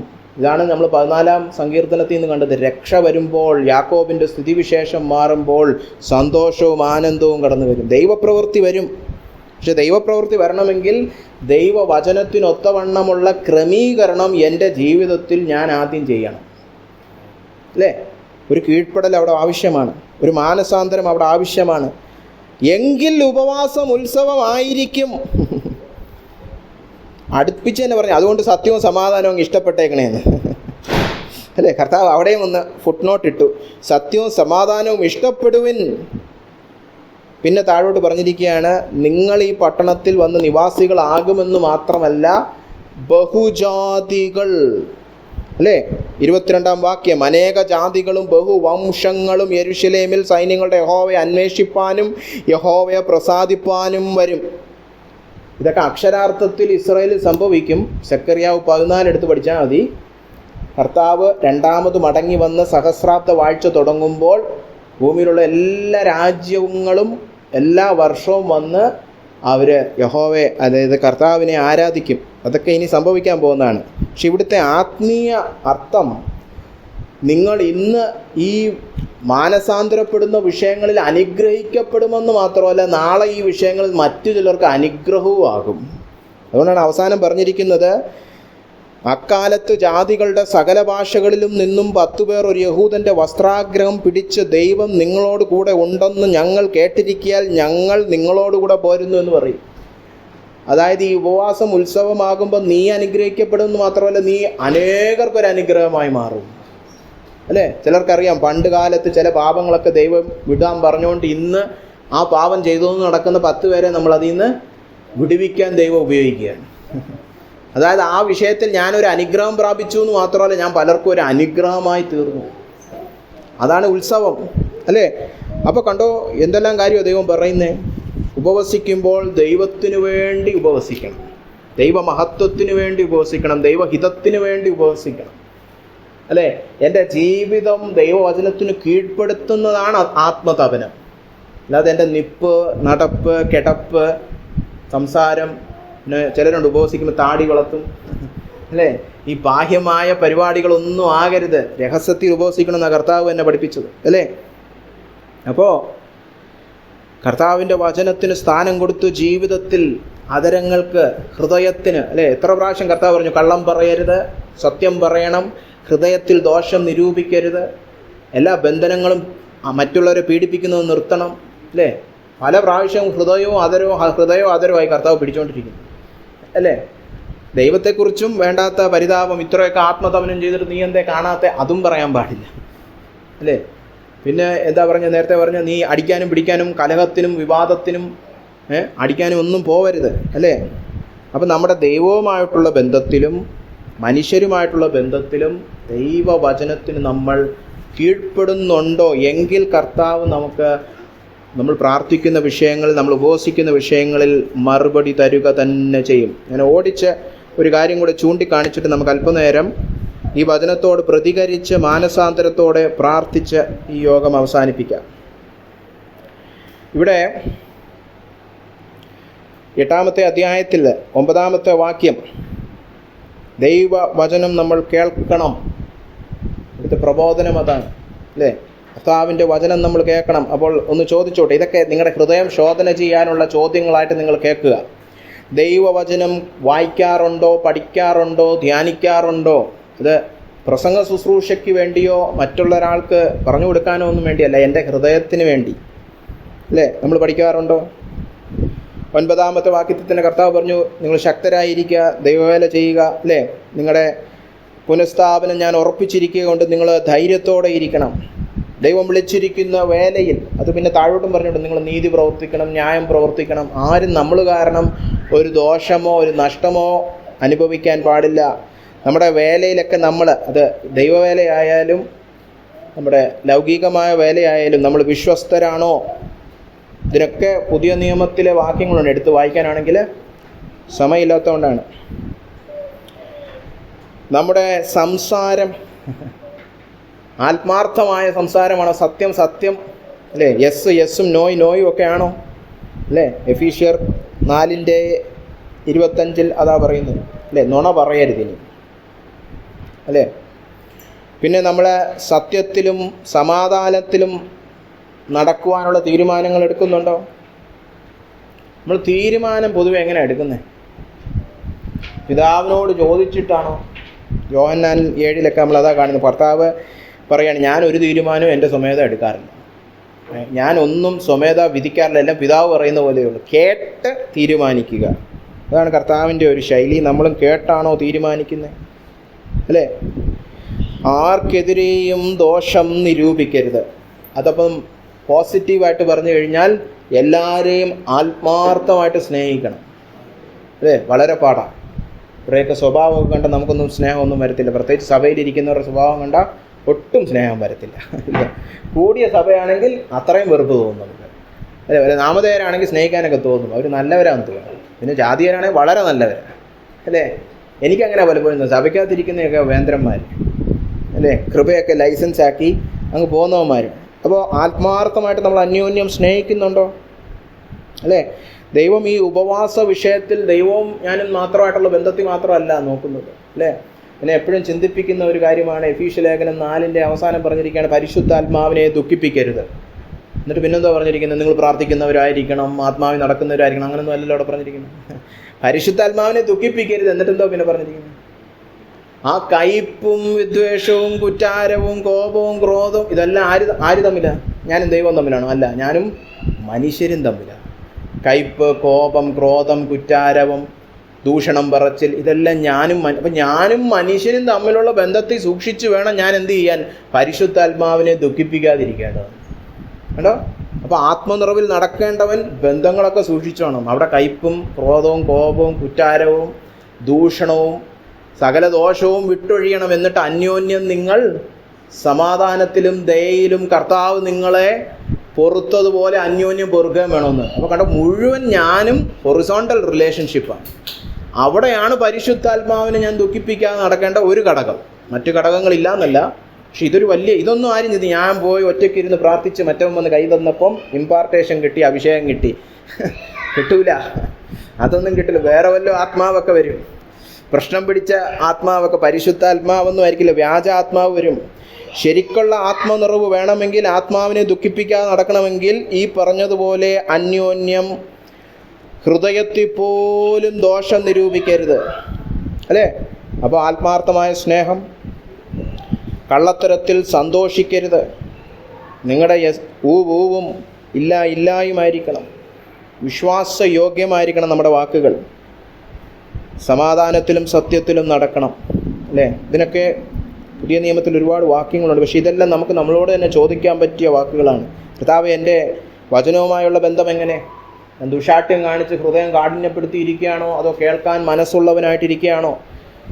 ഞാനും മനുഷ്യരുമായിട്ടുള്ള ബന്ധത്തിൽ, എൻ്റെ വേലയിൽ, എൻ്റെ ഉത്തരവാദിത്വത്തിൽ, എൻ്റെ ആത്മാർത്ഥതയിൽ, എൻ്റെ സ്നേഹത്തിൽ, എൻ്റെ വിശ്വസ്തതയിൽ ഞാൻ നീതി പുലർത്തുന്നുണ്ടോ അല്ലേ? ഇങ്ങനെയൊക്കെ ചെയ്താലേ ഉപവാസം ഉത്സവമായി മാറി അനുഗ്രഹിക്കപ്പെട്ട ഒരു അനുഗ്രഹമായി മാറുവാൻ ദൈവം നമ്മുടെ ജീവിതത്തിൽ പ്രവർത്തിക്കുകയുള്ളൂ. അതുകൊണ്ട് നമുക്ക് ഇന്നത്തെ ഈ ഒന്നാമത്തെ സെഷൻ അവസാനിപ്പിക്കുമ്പോൾ ഉപവാസ പ്രാർത്ഥനയ്ക്കായിട്ട് കടന്നു വരേണ്ട ഒരു ക്രമീകരണം മനസ്സിലാക്കി ഏറ്റെടുത്ത് ഹൃദയത്തിൽ മാനസാന്തരത്തോടെ അടുത്തു വരണം. അങ്ങനെ അടുത്തു വരുന്നവർക്കായിട്ടുള്ള ആശ്വാസം വൈകുന്നേരം ഞാൻ പങ്കുവെക്കാം. അപ്പോൾ എങ്ങനെ മാനസാന്തരപ്പെടണം? ഇത് സമയമില്ലാത്തതുകൊണ്ട് ഞാൻ എടുത്ത് വായിക്കുന്നില്ല. ഞാൻ ഇനി പറയാൻ പോകുന്ന 3 കാര്യങ്ങൾ ഹോശേയ 14 നിന്നുള്ളതാണ്, എടുത്ത് വായിക്കണമെന്നില്ല. കാപട്യമില്ലാത്ത ഒരു മാനസാന്തരത്തിന് വേണ്ട 3 കാര്യങ്ങൾ. ആത്മാർത്ഥമായിട്ട് കർത്താവിലേക്ക് മടങ്ങുക. കാപട്യമില്ലാത്ത മാനസാന്തരം, ഇത് യെരമ്യാവിലെ ഒരു പ്രയോഗമാണ്. കാപട്യമില്ലാത്ത അവരുടെ മാനസാന്തരം കാപട്യം ഉള്ളതായിരുന്നു എന്ന് കർത്താവ് അവിടെ പറയും. കാപട്യം, അതായത് ചുമ നമ്മളിപ്പോൾ നേരത്തെ കണ്ടില്ലേ, ഉപവാസം പോലെയൊക്കെ അഭിനയം. ഈ മാനസാന്തരം പോലെയും നമുക്ക് അഭിനയിക്കാൻ അറിയാം. മീറ്റിംഗ് കഴിയുമ്പോൾ മുന്നോട്ടൊന്ന് ചാഞ്ഞ് ഒന്ന് കുലുങ്ങി, അല്ലേ? നമുക്ക് മാനസാന്തരം അഭിനയിക്കാനൊക്കെ അറിയാം, അല്ലേ? അങ്ങനെ കാപട്യമില്ലാത്തൊരു മാനസാന്തരത്തിന് ആവശ്യമായ 3 കാര്യങ്ങൾ. വചനം ഞാനിപ്പം കാണിക്കുന്നില്ല, സമയമില്ലാത്തതുകൊണ്ട്. പക്ഷേ ഹോശേയ 14 എടുത്ത് ധ്യാനിക്കുന്നവർക്ക് മനസ്സിലാകും. ഒന്നാമതായിട്ട്, സത്യസന്ധമായ വാക്കുകൾ ഉള്ള ഒരു അതരത്തോടെ കർത്താവിൻ്റെ അടുക്കൽ. പാപം എന്ന് കർത്താവ് പറഞ്ഞ വിഷയം പിന്നെ അത് പാപമല്ല, മിസ്റ്റേക്ക് ആയിരുന്നു എന്നൊന്നും പറഞ്ഞ് അതിനെ മാറ്റരുത്, തെറ്റി. അത് അവൻ പറഞ്ഞുകൊണ്ട് അങ്ങനെയൊന്നും, അങ്ങനത്തെ ഈ ഒഴിവുകളൊന്നും പറയാതെ സത്യസന്ധം. കർത്താവ് പറയുകയാണ് ഇത് എക്സ് ആണെന്ന് പറഞ്ഞാൽ ഇത് എക്സ് ആണ്, ഇത് വൈ ആണെന്ന് പറഞ്ഞാൽ ഇത് വൈ ആണ്, അല്ലേ? ഇത് പാപമാണെന്ന് പറഞ്ഞാൽ ഇത് പാപമാണ്, അല്ല? അത് കുറഞ്ഞ പാപം കൂടിയ പാപം അങ്ങനെയൊന്നുമില്ല, അല്ലേ? ഇപ്പോൾ കർത്താവ് പറയണേ നീ വ്യഭിചരിച്ചു, വ്യഭിചരിച്ചു. അയ്യോ, അത് കർത്താവ് വ്യഭിചാരമൊന്നുമില്ല, കൺമോഹമായിരുന്നു. കൺമോഹം വ്യഭിചാരം എന്നാ കർത്താവ് പഠിപ്പിച്ചു. അപ്പോൾ കൺമോഹത്തെ വ്യഭിചാരമെന്ന് തന്നെ വിളിക്കാനുള്ള സത്യസന്ധമായുള്ള അതരത്തോടെ കടന്നു വരണം. നിങ്ങളുടെ തന്നെ സാധാരണഗതിയിൽ നിങ്ങളുടെ പ്രാർത്ഥനാ ജീവിതമൊക്കെ ഒന്ന് ശോധന ചെയ്ത് നിങ്ങൾ സത്യസന്ധമായിട്ട് മാനസാന്തരപ്പെടുന്നവരാണോ? എന്നും മാനസാന്തരപ്പെടാറുണ്ടോ? എന്നും ദൈവസന്നിധിയിൽ ആദ്യം വരുമ്പോൾ ദൈവമേ ഇന്നലെ ഇങ്ങനെയൊക്കെ ചെയ്തല്ലോ എന്ന് ചിന്തിക്കാറുണ്ടോ? അത് ദൈവം വചനം പറയുന്നത് തന്നെ അതിനെ പേരിട്ട് വിളിച്ച് ദൈവസന്നിധിയിൽ ഉപേക്ഷിക്കുവാൻ മനസ്സുള്ളവരാണോ? ആത്മാർത്ഥതയുള്ളവരാണോ? പിന്നെ പൊതുവായിട്ട് പാപങ്ങൾ മാനസാന്തരപ്പെടാതെ ഓരോരോ പാപമായിട്ട് മാനസാന്തരപ്പെടണം. Particular sin needs to be particularly repented. അപ്പോൾ നമ്മൾ ചിലപ്പം ഹൃദയത്തിൽ ദോഷം നിരൂപിച്ചതായിരിക്കും നമ്മുടെ പാപം, അല്ലെ നമ്മുടെ പാപം നമ്മൾ അസത്യം കാണിച്ചത്, അല്ലെ നമ്മുടെ പാപം അഭിനയിച്ചതായിരിക്കാം. ഏതാണോ അതുതന്നെ പറയണം, അല്ലാതെ ബാക്കിയെല്ലാം പറഞ്ഞിട്ട് മാനസാന്തരപ്പെട്ടെന്ന് പറഞ്ഞിട്ട് കാര്യമില്ല, അല്ലേ? അപ്പോൾ സത്യസന്ധമായിട്ട് പാപങ്ങൾ ഏറ്റുപറഞ്ഞ് അത് അതിൻ്റെ പേരിട്ട് വിളിച്ച് നമ്മൾ അതിനെ വിലയിരുത്തി അതിനെ തള്ളിക്കളയുവാൻ സത്യസന്ധമായുള്ളൊരു അതരത്തോടെ കടന്നു വരണം. രണ്ടാമതായിട്ട്, നമ്മൾ മാനസാന്തരപ്പെടുമ്പോൾ എപ്പോഴും സൂക്ഷിക്കേണ്ട ഒരു കാര്യമാണ്, ദൈവകൃപയിൽ പ്രത്യാശയുള്ളൊരു ഹൃദയം വെച്ച് വേണം മാനസാന്തരപ്പെടാൻ. ഇവിടെയും അതുകൊണ്ടാണ് സെക്കറിയാവ് 7:8 വായിച്ചത്. ദൈവം മാനസാന്തരപ്പെടാൻ പറയുന്നത് നിന്റെ ഉപവാസ വിഷയങ്ങളെല്ലാം എനിക്ക് ഉത്സവമാക്കി മാറ്റണം, എനിക്ക് രൂപാന്തരം വരുത്തി നീ അനുഗ്രഹിക്കപ്പെടുക മാത്രമല്ല നീ ബഹുജാതികൾക്ക് അനുഗ്രഹമായി മാറണം. ഇത്രയും ദീർഘവീക്ഷണത്തോടെയാണ് കർത്താവ് ഇന്ന് മാനസാന്തരപ്പെടാൻ പറയുന്നത്. നമുക്ക് പലപ്പോഴും ഈ മാനസാന്തരപ്പെടാന്ന് പറയുമ്പോൾ എന്തോ നെഗറ്റീവ്, ഈ ദൂതൊക്കെ ആർക്ക് കേൾക്കണം? ഇത് പ്രത്യാശയുടെ വചനമാണിത്. ഉത്സവമാക്കി നിന്നെ അനേകർക്കൊരു അനുഗ്രഹമാക്കുവാൻ ദൈവത്തിന് പ്രത്യാശയുണ്ട്, ആഗ്രഹമുണ്ടെന്ന് ഓർത്ത് നമ്മളും പ്രത്യാശയോടുകൂടെ, ദൈവകൃപയുടെ പ്രത്യാശയോടുകൂടെ വേണം മാനസാന്തരപ്പെടാൻ. അല്ലാതെ ഇത് പാപബോധം ദൈവം ഉളവാക്കുന്നത്, പരിശുദ്ധാത്മാവ് ഉളവാക്കുന്നത് കുറ്റബോധം ഉളവാക്കാനല്ല. അതേപോലെ വ്യത്യാസമുണ്ട്. പാപബോധവും കുറ്റബോധം പൈശാചികൻ്റെ പണിയാണ്, പാപത്തിൻ്റെ പണിയാണ്. പൈശാചികനും പാപവും നമ്മുടെ മനസാക്ഷിയിൽ കുറ്റബോധം, കണ്ടംനേഷൻ നിറയ്ക്കും. കണ്ടംനേഷൻ ദൈവത്തിൻ്റെ പണിയല്ല. പാപത്തിൽ ദൈവത്തിൽ നിന്ന് മാറി നിൽക്കുന്ന മനുഷ്യൻ്റെ പ്രശ്നമാണ് കണ്ടംനേഷനല്ലേ, കുറ്റബോധം. ദൈവം പാപബോധം കൊണ്ടുവരും. ദൈവം പറയും നിൻ്റെ സംസാരം ശരിയല്ല, അല്ല ദൈവം ഒരിക്കലും നീ ശരിയല്ല. നമ്മുടെ അപ്പനും അമ്മമാരും ഒക്കെ ചിലപ്പോൾ അങ്ങനെ പറയും, നീ ഒരു കാലത്ത് നന്നാകത്തില്ലടാ, നീ ശപിക്കപ്പെട്ടവനാടാ എന്നൊക്കെ പറയും, അല്ലേ? ദൈവം ഒരിക്കലും ഒരു മനുഷ്യനോട്, ശപിക്കപ്പെടേണ്ടവനോട് പോലും അങ്ങനെ പറയാറില്ല. അയ്യോ കഷ്ടം, അവൻ ജനിക്കാതിരുന്നെങ്കിൽ എന്നൊക്കെയാണ് കർത്താവ് യൂദാസിനെ കുറിച്ച് പറഞ്ഞു. അവൻ ജനിക്കാതിരുന്നെങ്കിൽ, കർത്താവിനല്ലേ അവനെ ജനിപ്പിച്ചേ. അപ്പോൾ ദൈവം അയ്യോ കഷ്ടം എന്നൊക്കെയാണ് പറയുന്നത്, അല്ലേ? അപ്പോൾ കണ്ടംനേഷൻ അല്ല, കുറ്റബോധമല്ല, പാപബോധം. അത് അവിടെ പ്രത്യാശയ്ക്ക് വകയുണ്ട്. അതാണ് ഞാൻ ഈ പറഞ്ഞു വരുന്നത്. മൂന്നാമതായിട്ട്, മാനസാന്തരം എന്ന് പറയുമ്പോൾ ഈ പറച്ചിലും നമ്മുടെ പ്രാർത്ഥനയിലും തീരുന്നതല്ല, പിന്നീട് വിശുദ്ധി കാഴ്ചവെക്കുന്ന ഒരു നടത്തത്തിലും മാനസാന്തരം തുടരണം. ഈ യവന ഭാഷയിൽ മാനസാന്തരത്തിന്, യവന ഭാഷ മാത്രമല്ല എബ്രായ ഭാഷയിലും ഉണ്ട്, യവന ഭാഷയുടെ കാര്യം പറയാം, മാനസാന്തരത്തിന് 2 വാക്കുകൾ ഉപയോഗിച്ചിട്ടുണ്ട്. പലപ്പോഴും ഇത് മനസ്സിലാക്കാത്തതുകൊണ്ടാണ് ഒരുപാട് തെറ്റിദ്ധാരണ പലർക്കും. നമുക്ക് പലപ്പോഴും ഈ മാനസാന്തരം എന്ന് പറഞ്ഞാൽ ഒരു വാക്കിൻ്റെ കാര്യം മാത്രമേ അറിയാവുള്ളൂ, ആ പാപം വിട്ട് തിരിയുക, അല്ലേ? മാനസാന്തരത്തിന് പുതിയ നിയമത്തിൽ 2 വാക്കുകൾ ഉപയോഗിച്ചിട്ടുണ്ട്. ഒന്ന്, പാപം ഏറ്റുപറഞ്ഞ, അതായത് ആ മാനസികമായ ഒരു തിരിച്ച വരവ്, മനം തിരിയുക, അല്ലെ അനുതാപം, അല്ലേ? അതായത് ചേഞ്ച് ഓഫ് മൈൻഡ്. അതാണ് മെറ്റനോയ എന്ന് പറയുന്ന വാക്ക്, അല്ലേ? അത് പക്ഷേ അപ്പോൾ തന്നെ നമ്മുടെ സ്വഭാവത്തിലൊന്നും വെളിപ്പെട്ട് വരണമെന്നില്ല. അതിന് വേറൊരു വാക്കുണ്ട്, എപ്പിസ്ട്രേഫോ എന്ന് പറഞ്ഞൊരു വാക്ക്. അതെന്ന് പറഞ്ഞാൽ ടേണിങ് അവേ. അത് നമ്മുടെ സ്വഭാവത്തെയാണ് ചൂണ്ടിക്കാണിക്കുന്നത്. ഇപ്പോൾ കർത്താവ് ഒരു ഉദാഹരണത്തിൽ പറഞ്ഞു, ഇപ്പോൾ പത്രോസ് ഒരു ചോദ്യം ചോദിച്ചു, കർത്താവേ എത്ര പ്രാവശ്യം പൊറുക്കണം എൻ്റെ സഹോദരനെ? പത്രോസ് വിചാരിച്ച വല്ല 7 10 പറയും, പിന്നെ അവനിട്ട് അടി കൊടുക്കാം, പിന്നെ ദോഷമൊക്കെ നിരൂപിക്കാം, പിന്നെ അവന് എതിരെ വേണം ഉപവസിക്കാനും പോവാം എന്നൊക്കെയാണ് വിചാരിച്ചത്. അപ്പോൾ കർത്താവ് പറഞ്ഞു 70 തവണ 7, അല്ലേ? 70 times 7, അല്ലേ? അതായത് ഇൻഫിനിറ്റി. എത്ര പ്രാവശ്യം അവൻ നിന്നോട് മാനസാന്തരം ചോദിക്കാൻ വന്നാലും നീ ക്ഷമിക്കണമെന്ന്. അപ്പോൾ കർത്താവിൻ്റെ മാനസാന്തരത്തിൻ്റെ ഡെഫിനിഷൻ കണ്ടോ? ചിലപ്പോൾ ഒരേ ഭാവം തന്നെ വീണ്ടും വീണ്ടും ഒക്കെ ചെയ്തെന്നൊക്കെ ഇരിക്കും. അത് ഏതർത്ഥത്തിലാണ്? ഈ എപ്പിസ്ട്രേഫോ സംഭവിച്ചിട്ടില്ല. അപ്പോൾ നമ്മൾ ഇന്ന് മാനസാന്തരപ്പെടും, ഇന്ന് നമുക്ക് ബോധ്യം വന്നു, ദൈവം ബോധിപ്പിച്ചു, outward activity without inward spirituality is wrong. നമുക്ക് ബോധ്യം ലഭിച്ചു, നാളെ മുതൽ മാറുമോ? മാറണമെന്നൊന്നുമില്ല. അതിനൊരു വളർച്ചയുടെ ഒരു സമയമുണ്ട്, അല്ലേ? അപ്പോഴാണ് മാനസാന്തരം ശരിക്കും ജീവിതത്തിൽ കടന്നു വരുന്നത്. പക്ഷെ അത് കടന്നു വരണം, അപ്പോഴേ പൂർണ്ണമായ മാനസാന്തരമാകത്ത്. Bringing forth fruits of repentance, അല്ലേ? സ്നാപയോഹന്നാൻ, ജോൺ ദ ബാപ്റ്റിസ്റ്റ്, ഏട്ടാ നിങ്ങൾ മാനസാന്തരപ്പെട്ടിട്ട് അതിനൊത്തവണ്ണമുള്ള ഫലം കായ്ക്കണം. അതെന്താണ്? വിശുദ്ധിയോടുള്ളൊരു നടത്തം. അപ്പോൾ സത്യസന്ധമായ ആദരം, ദൈവകൃപയിലുള്ള പ്രത്യാശ, വിശുദ്ധിയോടുള്ള ഒരു നടത്തം, ഈ മൂന്നും മനസ്സിൽ വെച്ച് ഇങ്ങനൊരു മാനസാന്തരം, ഒരു പരിപൂർണ മാനസാന്തരം ദൈവം തരുവാനായിട്ട് നമുക്ക് പ്രാർത്ഥിക്കാം. അല്പനേരം നമുക്ക് പ്രാർത്ഥിച്ച് ഈ യോഗം അവസാനിപ്പിക്കാൻ ഞാൻ ആഗ്രഹിക്കുന്നു. നമുക്ക് എല്ലാവർക്കും കണ്ണുകളെ അടയ്ക്കാം. ദൈവം പറഞ്ഞ കാര്യങ്ങൾ ഒന്നുകൂടെ ഒന്ന് ഓർമ്മിപ്പിക്കാം. ഹല്ലേലൂയ, സ്തോത്രം കർത്താവേ, നന്ദി കർത്താവേ, അങ്ങേ സ്തുതിക്കുന്ന കർത്താവേ.